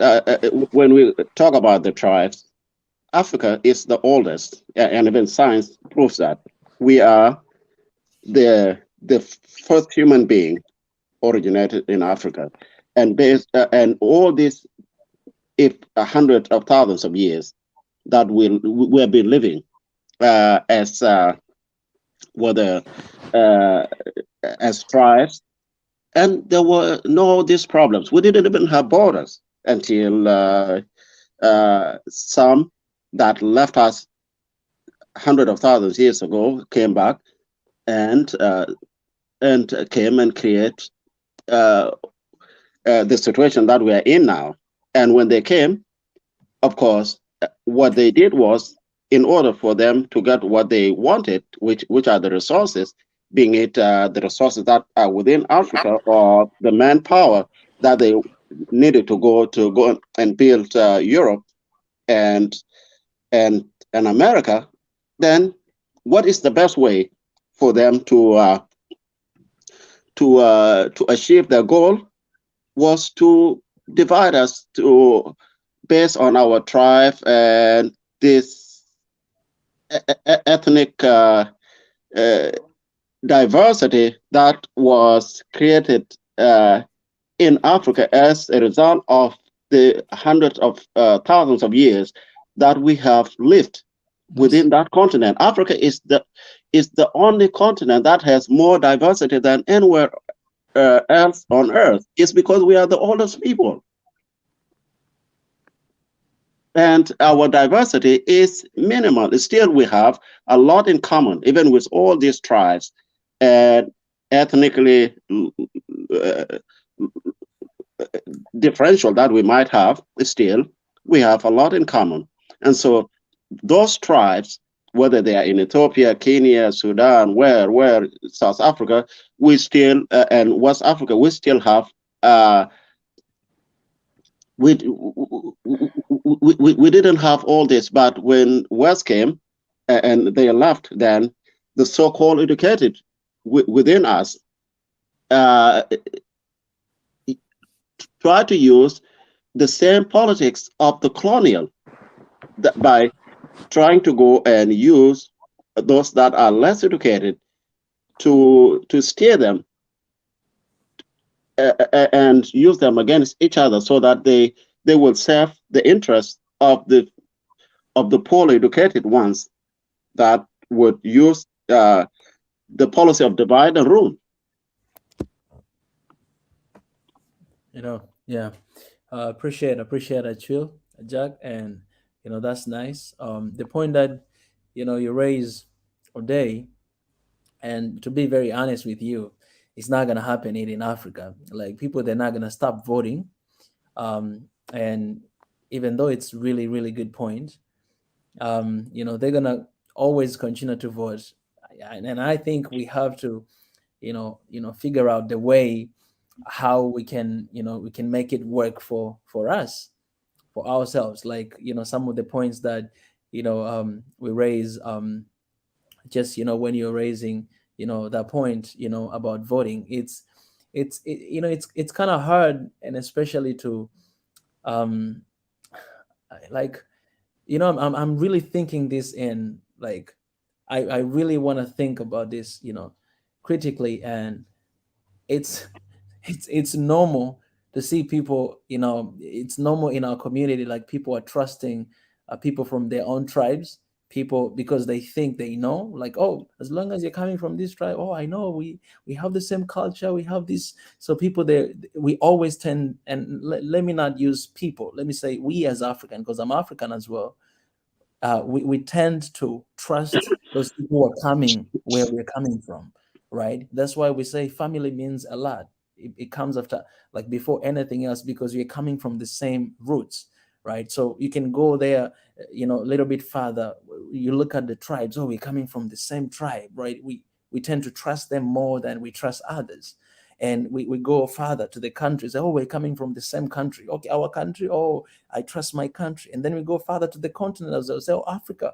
And that's what we are talking about here, Africa. So this is something that it's in there, in all of us, like, whether you agreed or you denies, that is deep inside our heart. But one thing that we have to learn, and that will take time, and that's why here in One Africa, one of our mission is to decolonize the mind, right? One thing that we can learn, and we can learn to do, and it will help us to grow, is to learn how to trust one another, to trust each other. And I know this is it's a different thing, but it's, if I learn to trust someone else that is not coming where I'm coming from, it's not speaking or doing what I do, someone who is different from me, like, I see that I'm different, I speak maybe a different language, or I act different, or I'm educated, and I see that person is speak different, he's not educated, he's coming from that. If we learn how to see the best in each other, because all of us, we have weaknesses, all of us, we have things that we don't know. Nobody here knows everything. Some things I don't know here, those are things that people who didn't even get a chance to go to school, they know better than I do. We are coexisting, like, we need one another. And so if our societies, we reach the point where we can learn how to do that.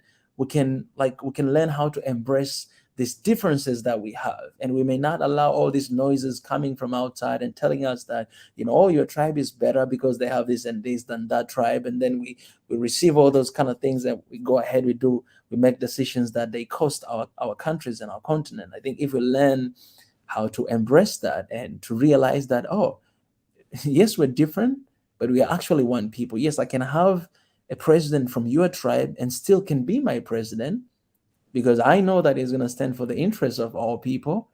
We cannot get away from that. Like, we always have a leader from this tribe, and people from this tribe, they'll feel like threatened because of that. But what will change is that leader actually acting different and doing different, showing that I'm not here to favor my people, but I'm here for everybody. If that person, that leader, because that's the person that has an influence over the entire country, if he does different, then, as Ezra was saying here, the brain, that all people will think different. Because I've seen that here in Tanzania. I'll just give an example here in Tanzania. Before the ex-president, man, like, I gotta be honest, man, like, people, they were lazy. People, they thought that, what, we just will never develop. Like, every single thing, it was just very corrupted, and so many things. It was like, Kenyan, when we have Mwendates here, even Kenyans, they're like Tanzania, like, you will never talk about Tanzania before Magufuli, because we're just somewhere there. But this guy, he came with different ideology, different philosophy. Just within 5 years, things he has done. You see, even, I gotta say this, I know even Mwendates, you see this. We've seen some news. Kenyans, they say, we want Magufuli to come to Kenya just to be our president for a short period of time. We want him to be our president.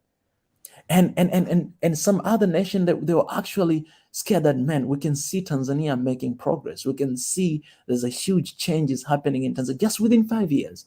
The country that some people, they had no hope. I had hope in my country, but the country that it had, like, so much, like, war situation that are going on in Tanzania.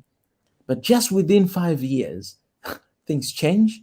Mentality change. Like, people, they started to work hard. People, they started to see change. And, like, even at this moment, he's gone, RAP. But that mindset, that spirit that it was within that guy, that he's not even here right now, people are still living the same way.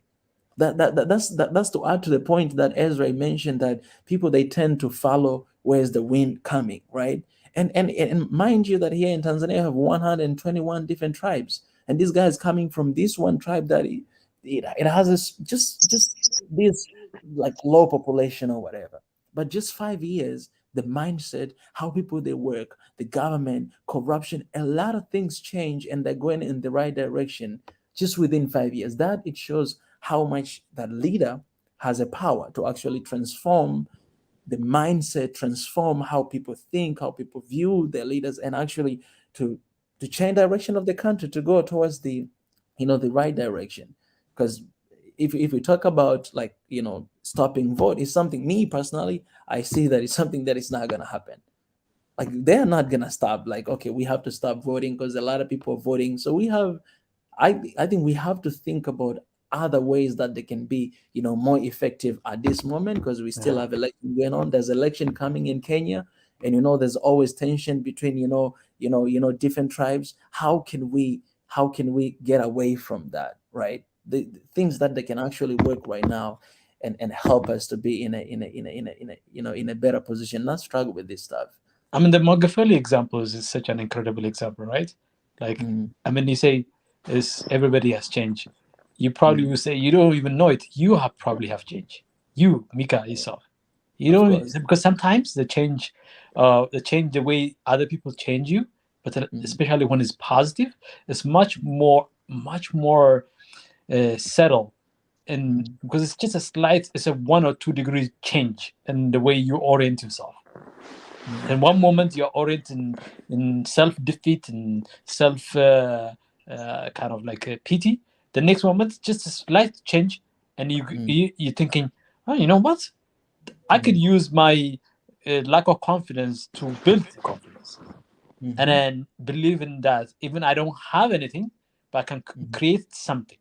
I can get the things I don't have. I can go out there and fight for it, even though things are not fair. But so it's a very powerful change. Look at the way the war changed when Abiy went to the front war. Oh yeah. You know, one of the biggest Oh, yeah. accusation that Mm. Abiy has always entertained, because he comes from Oromo, that he wants the Amharas to die. Some people, you've heard this before. No, You've he's seen half this. Amhara anyway, so it doesn't make sense. No, he's not half Amhara. That's a lie. He's It's not. on His his mother is wife. Amhara. No, he's not. It's not. It's on his He's wife that is married. Amara. He's married to an Amhara. So his wife- mother is not Amhara. No. His mother is not Amhara. His mother probably have a third Amhara in her, but it's not Amhara. He's married to a Gondare, which is an Amhara. But he, he comes, and then another thing about, let me give you one thing about the Oromo people. Anybody can be an Oromo. There's a process they follow. Like, so one of my former students, she's from Borana, and then we've talked about this before, and she's told me, Ezra, anytime you want to become an Oromo, let me know.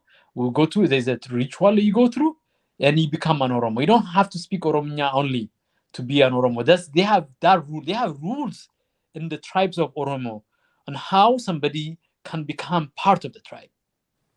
But that's not to exclude you from Ethiopians. No, so anyways, that's beside the point. But the point I wanted to make was to reinforce what, and I think all of us know, when he went to the Amhara region, he went to Afar, and then actually on the front line 2 days ago, the one of the generals were describing how close was Abiy to the war front. He was within shooting distance of some of the weapons on the war field, in the theater of operation. Very close. And you can imagine all sort of risk that comes to, if when he's in Addis, he's in a bubble, but when he's outside in Addis, so that kind of what do you call, to prove the point that he's not tribalist. First and foremost, he proved the point he's not tribalist. He is for Ethiopia. Whether he is doing it for his own purpose or not, it doesn't matter. But if he has died, he ended up dying in the war front. We would be saying this guy died in the land where he was not born. So just to add a little bit of that. Yeah. All right, guys. Well, I want to appreciate you guys. For this, today's discussion. I think it has been very interesting discussion.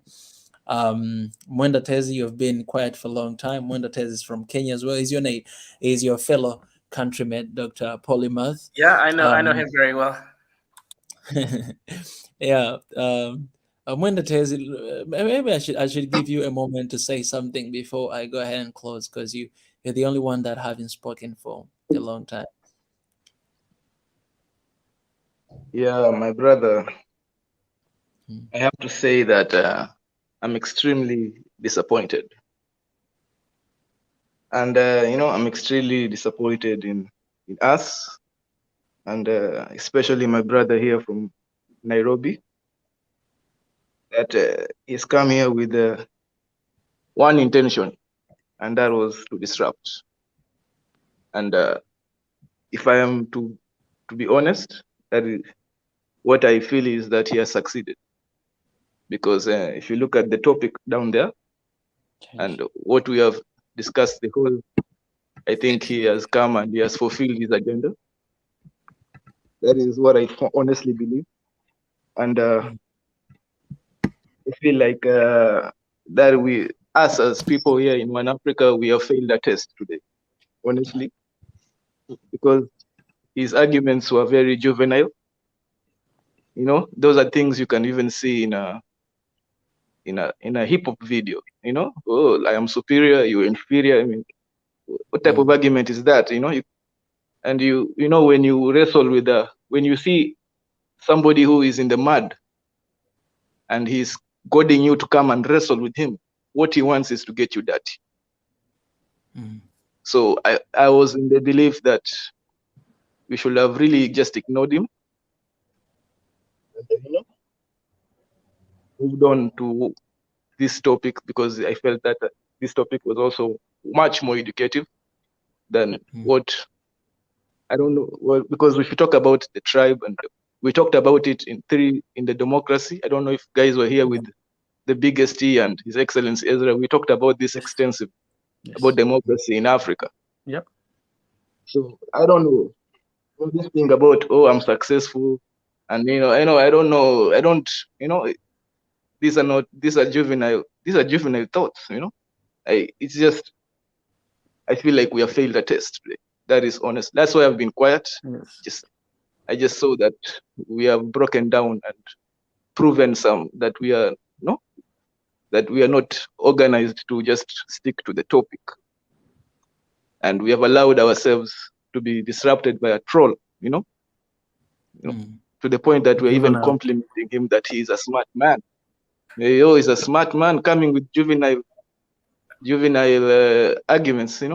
He didn't come here to win any argument. He didn't come here to convince anybody. He came here to disrupt, and that is my thoughts. Well, thank you. Can I? He might have come here with exactly what you said, but he didn't win, and we didn't lose. And the fact that he is still there, he has been listening, and I thank Mr. Maker for us not becoming ignorant like him and try to silence him or try to mute him or maybe or block him. Had we done that, then he would have succeeded. But the fact that Ezra did point out to him, and so did Maker, and I tried. Mendetezi right now. Mendetezi.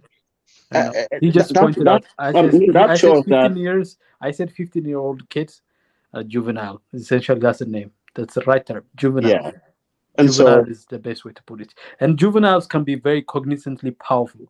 That means they can make you think that they have intelligent stuff to say. It doesn't mean it's reasonable. That's the thing that makes it juvenile.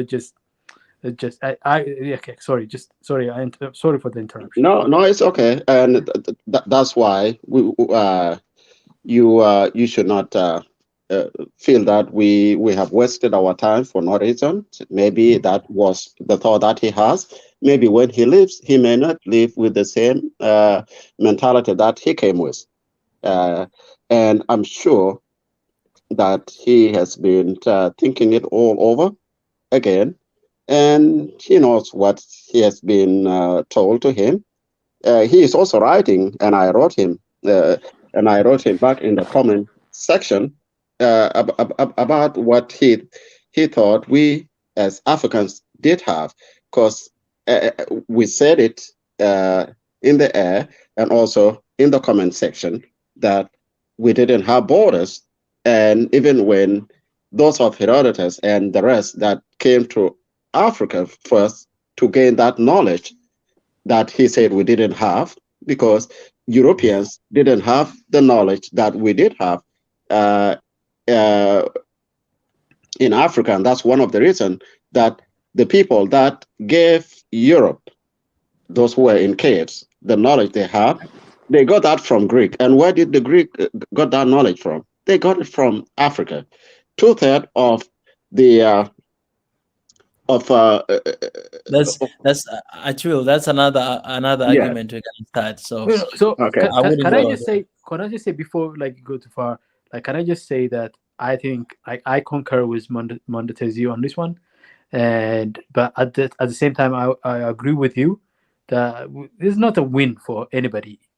It's not a win for anybody.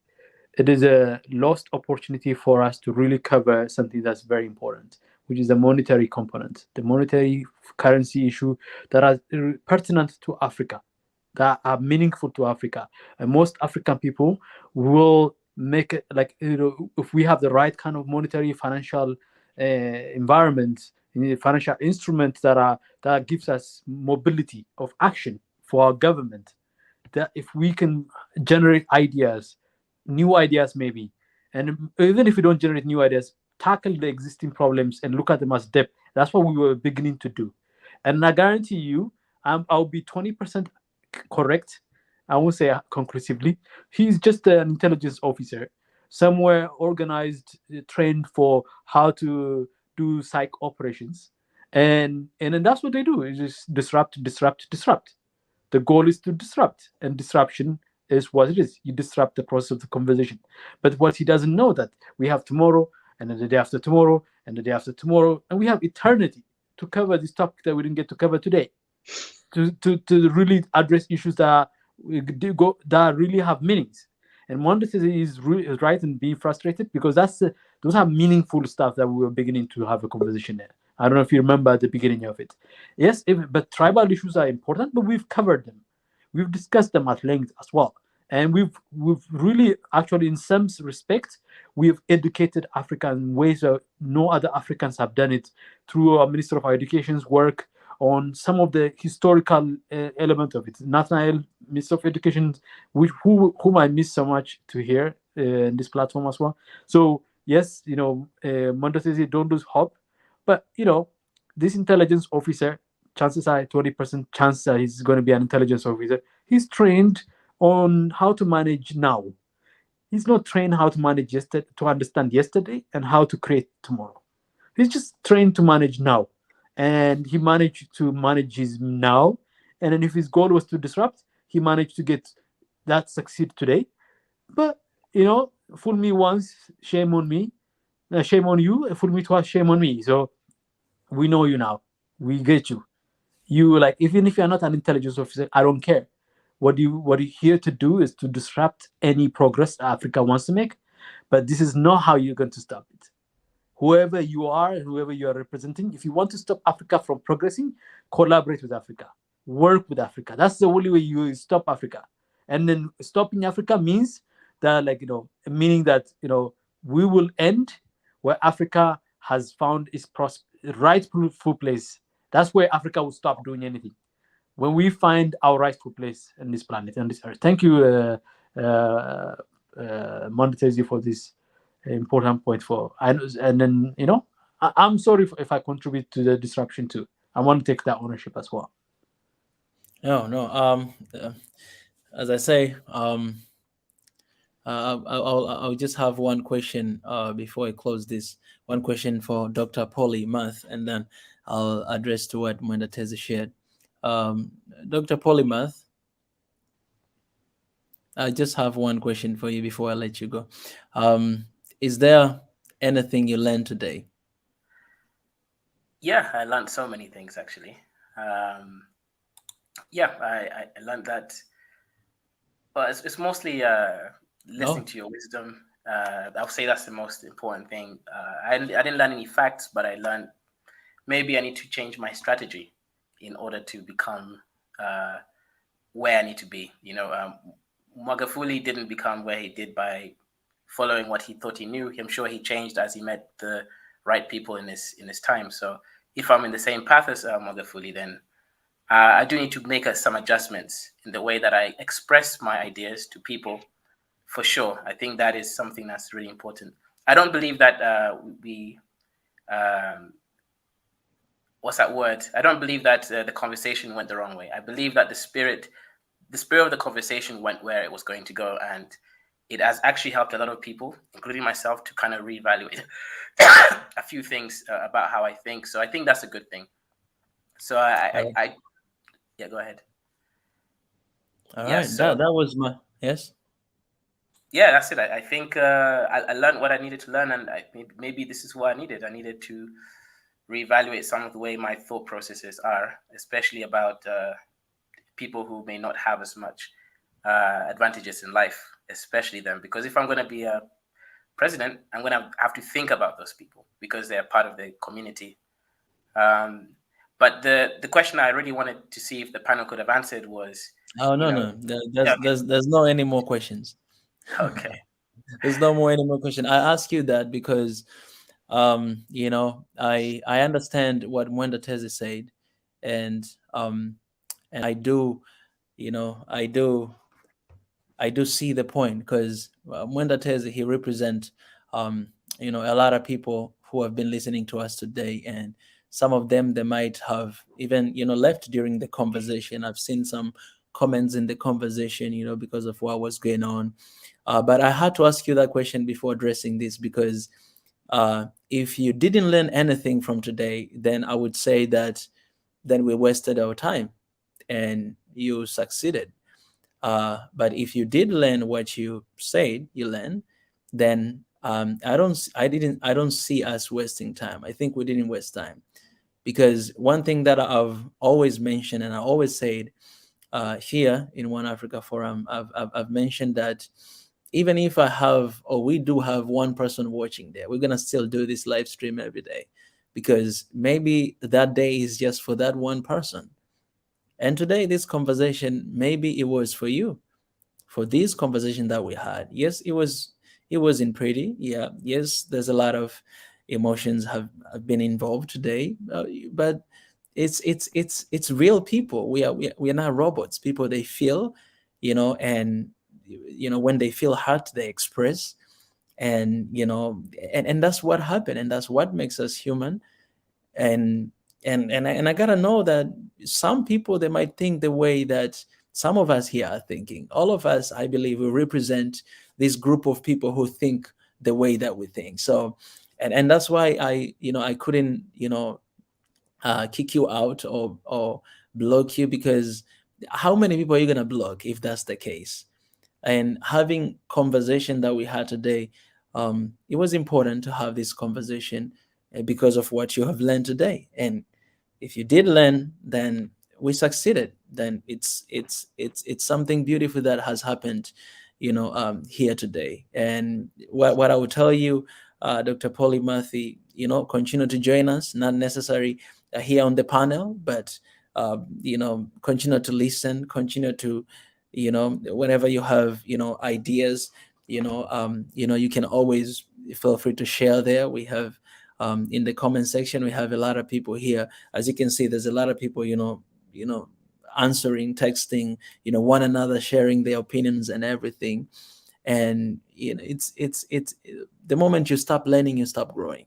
And we all need to grow, no matter where we are, in point of our lives. But we all need to grow. We all need to learn and continue to learn. And we learn from each other, whether it's a lady who is cleaning your house, washing your clothes, or whether it's someone who is working with you next in the office, or president, or somebody, a beggar outside the street who is begging for money. And sometimes we don't even, we're avoiding them because we think they smelly. We learn something from them. I can learn something from that man down there, right? And if we have this mentality, I think we're gonna have that one Africa we want, and we'll live in a much better place than where we are right now. So I want to appreciate everybody for you guys joining this conversation today, and all of you guys, the brain, Achwil, Ajak, Mwenda Tezi, that's nice, and Polymath as well. I think we had a productive conversation, and for everybody down there who have been commenting, and I know some of you wanted to be in here, but that's the end of our conversation. But definitely, we are taking into. We're gonna, because as we say, this year is the year of action, and we're gonna be brutally honest with ourselves. Mwenda Tezi, he was brutally honest with us, so we're definitely gonna take that into consideration. I know Pastor Ezra he's here actually right now. He has been here listening to us. But for this session, I'm gonna close this session. But for whatever session that are coming, we're gonna make sure that we stick with the point, with the topic that we are talking about, so that we may not, confuse people as well. Because if the topic is talking about this, then we have to be there. But I also acknowledge that sometimes in the spirit of spontaneity, something like this might happen. I want to say that, but we definitely take into consideration what Mwenda Tezi you've shared. So I appreciate for being brutally honest. That's the spirit, my brother. That's the spirit. All right. Well, Pastor Ezra has been here, but I'll go ahead and close this session. I don't know if he's gonna be coming for Pray for another us.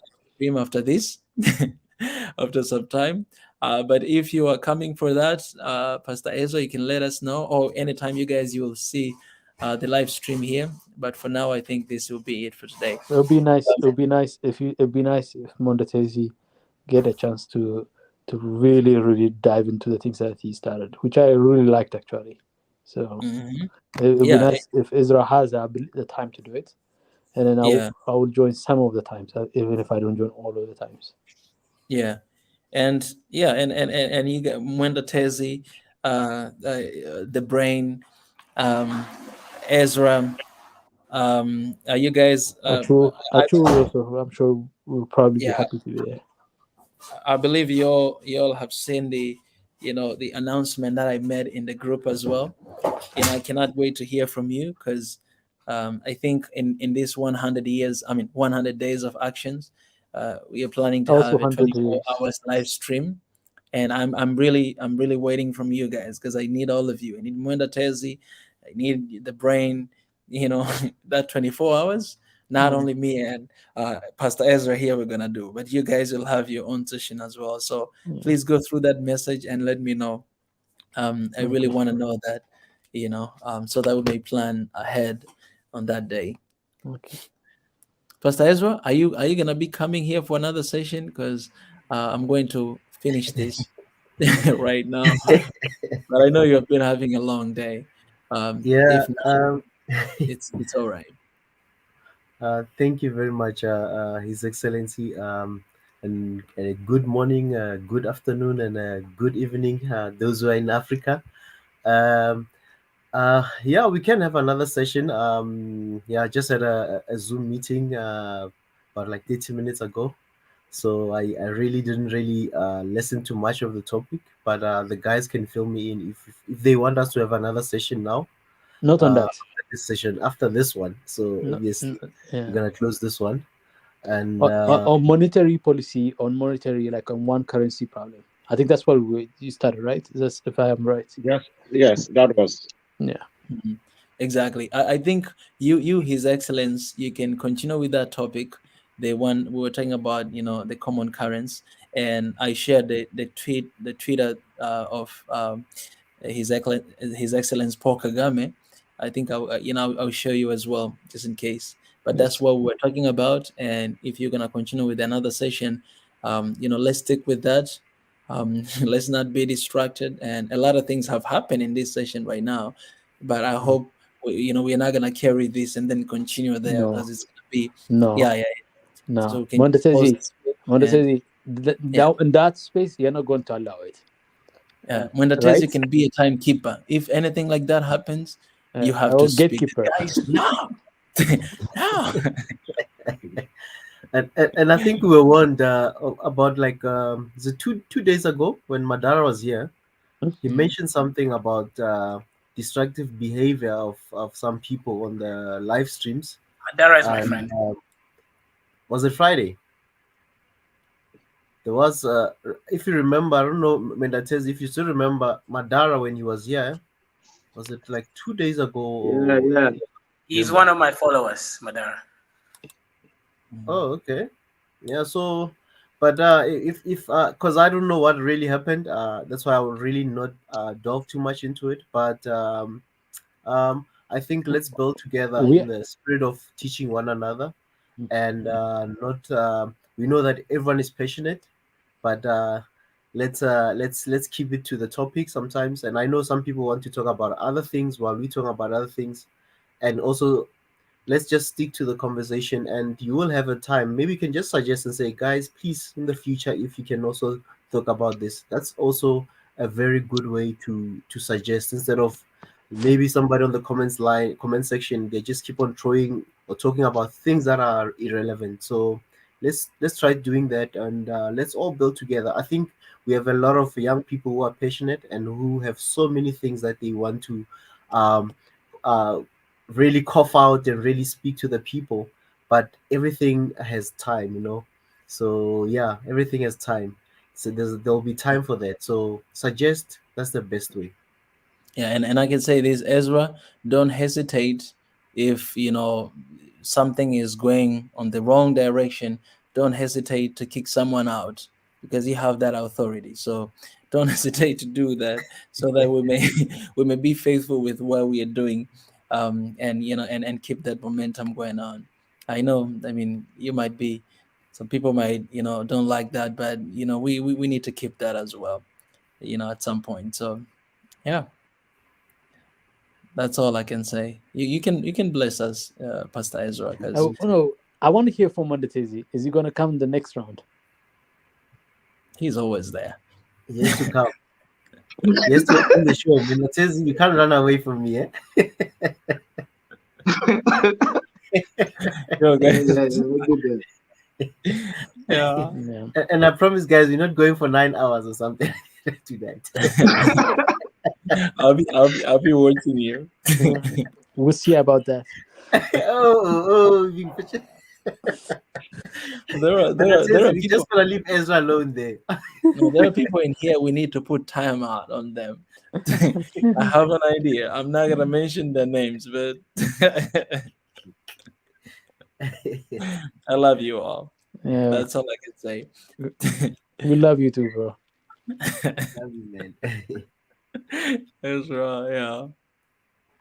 Hey, In the brain. hey, Ethiopia, are you going to Ethiopia? Are you talking to me? God's timing. Okay. I believe it's time to be, but God's timing. Okay.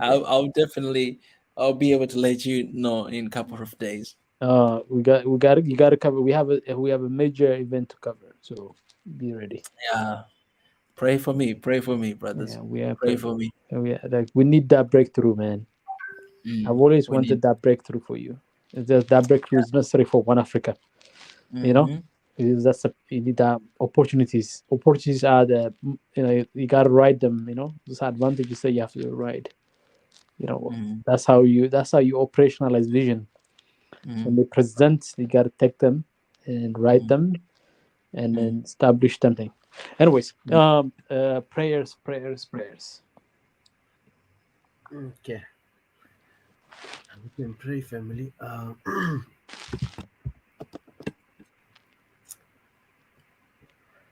Thank you, Abba Father, for this night. Thank you for our brothers that came tonight.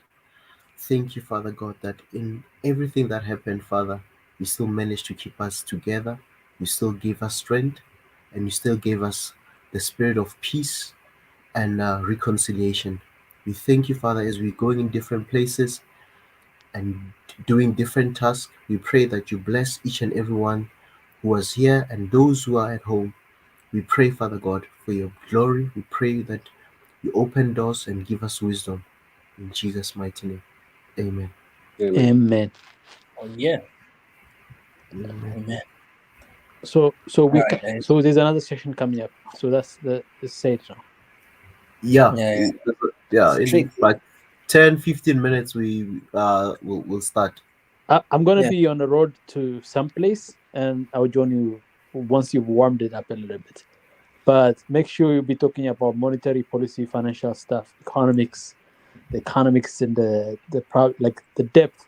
We started to go deep, really. Like I was really beginning to enjoy it. So please, monetary, Yeah. please make sure that's the case and ask the good questions. So we can build on something here. Yeah. These days, by the way, like opening, it will be just 1 minute. So you guys, you need to be there right on time. Because only 1 minute, there's no building up to it, but it's only 1 minute. Ship, we're going ship into this stuff, and maybe later on in the middle, at the end, we can, in that spirit. Let me let you guys go first of all, and Okay. then I'll just appreciate these guys here. Okay. Bye. Thank you so much, the brain, Okay. and You're welcome, guys. Bye. Achula Jack. Well, Appreciate you, brother. Always thank you. appreciate. Thank you. Thank you, Mwenda Tezi. Appreciate you, brother. And please answer my message in the WhatsApp. Oh, okay. Thank you. Appreciate this. Appreciate. Good night. Appreciate. Good night, my brother. So, guys, in that spirit, I want to take a moment to appreciate those who gave. Today we had very interesting conversation, and I didn't get that chance. But I want to appreciate if you gave anything today. I appreciate, and I've seen the new members. Some I've seen you have renew your membership again for the second time. I want to appreciate you for that. And there's another person here. He joined as a member today. Who is Tribal African. I want to appreciate you as well for becoming, a member in the family. Thank you so much. That means a lot. And well, as I said, a couple minutes later, His Excellence Ezra, he'll be coming here for another session. I'm just going to have a little talk with him, and he'll be coming here for another session to talk about mortar and everything. So please come here. For those who will be in the comment section, make sure that you put your insight on the topic, because you already know what we're going to talk about. Let's try to avoid all these other different, sometimes you see things we're talking here is different from things that people are writing there on the comment section. So it kind of like divide the attention, and it feels like we have two different dialogues going on. So I want to ask all the members here, or the moderators and everybody here, to always engaged with the topic that we are talking right here. And if someone is diverging, let's not give attention to that. Let's try our best not to give attention to that, because if just somebody say something else out of a blue and we give attention to that, then the only thing you see here in the comment section is about that. So it's very easy for us to move the direction as well. So let's try to be engaged. Moderators, especially members, you guys are part of us. You guys are part of the team as well. That's why I even have a separate group for the members as well. You guys are part of the team, so you can help audience there and everybody to come back on the right track. So you guys help us out, and that will be amazing. And yeah, that's all I can say. That's all I can say. I want to appreciate you guys, and for anything else, for again, I'm saying for the topics that you want us to talk about, we always welcome you guys to that. Send us email at oneafricaofficial@gmail.com. Send us email that, guys, this is the topic I want to suggest, let's talk about this. All right, I'm saying that because I'm seeing a couple of the questions here. You cannot just expect us to come here and to start talking what you're asking us to talk right now.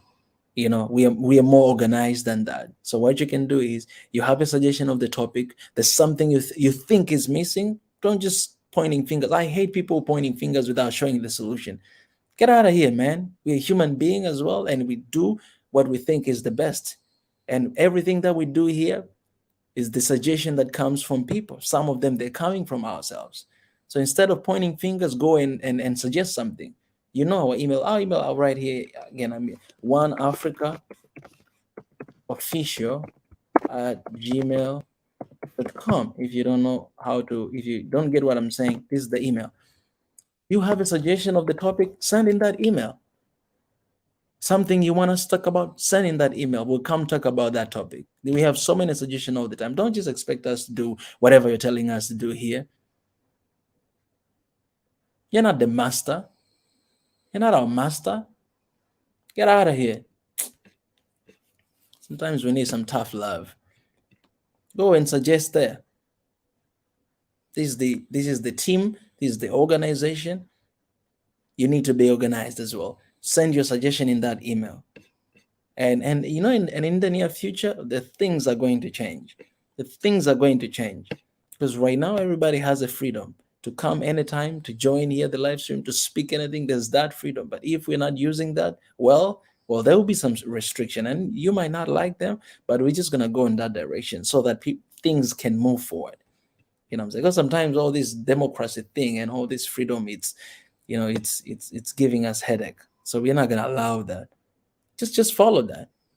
Some of you, you're really good at commenting and writing, but you're not good at suggesting stuff. Go and write something, then come and, anyways, I'll get out of here right now, and I will see you guys later. I love you anyways. That's some strong medicine right there. I'm out of here.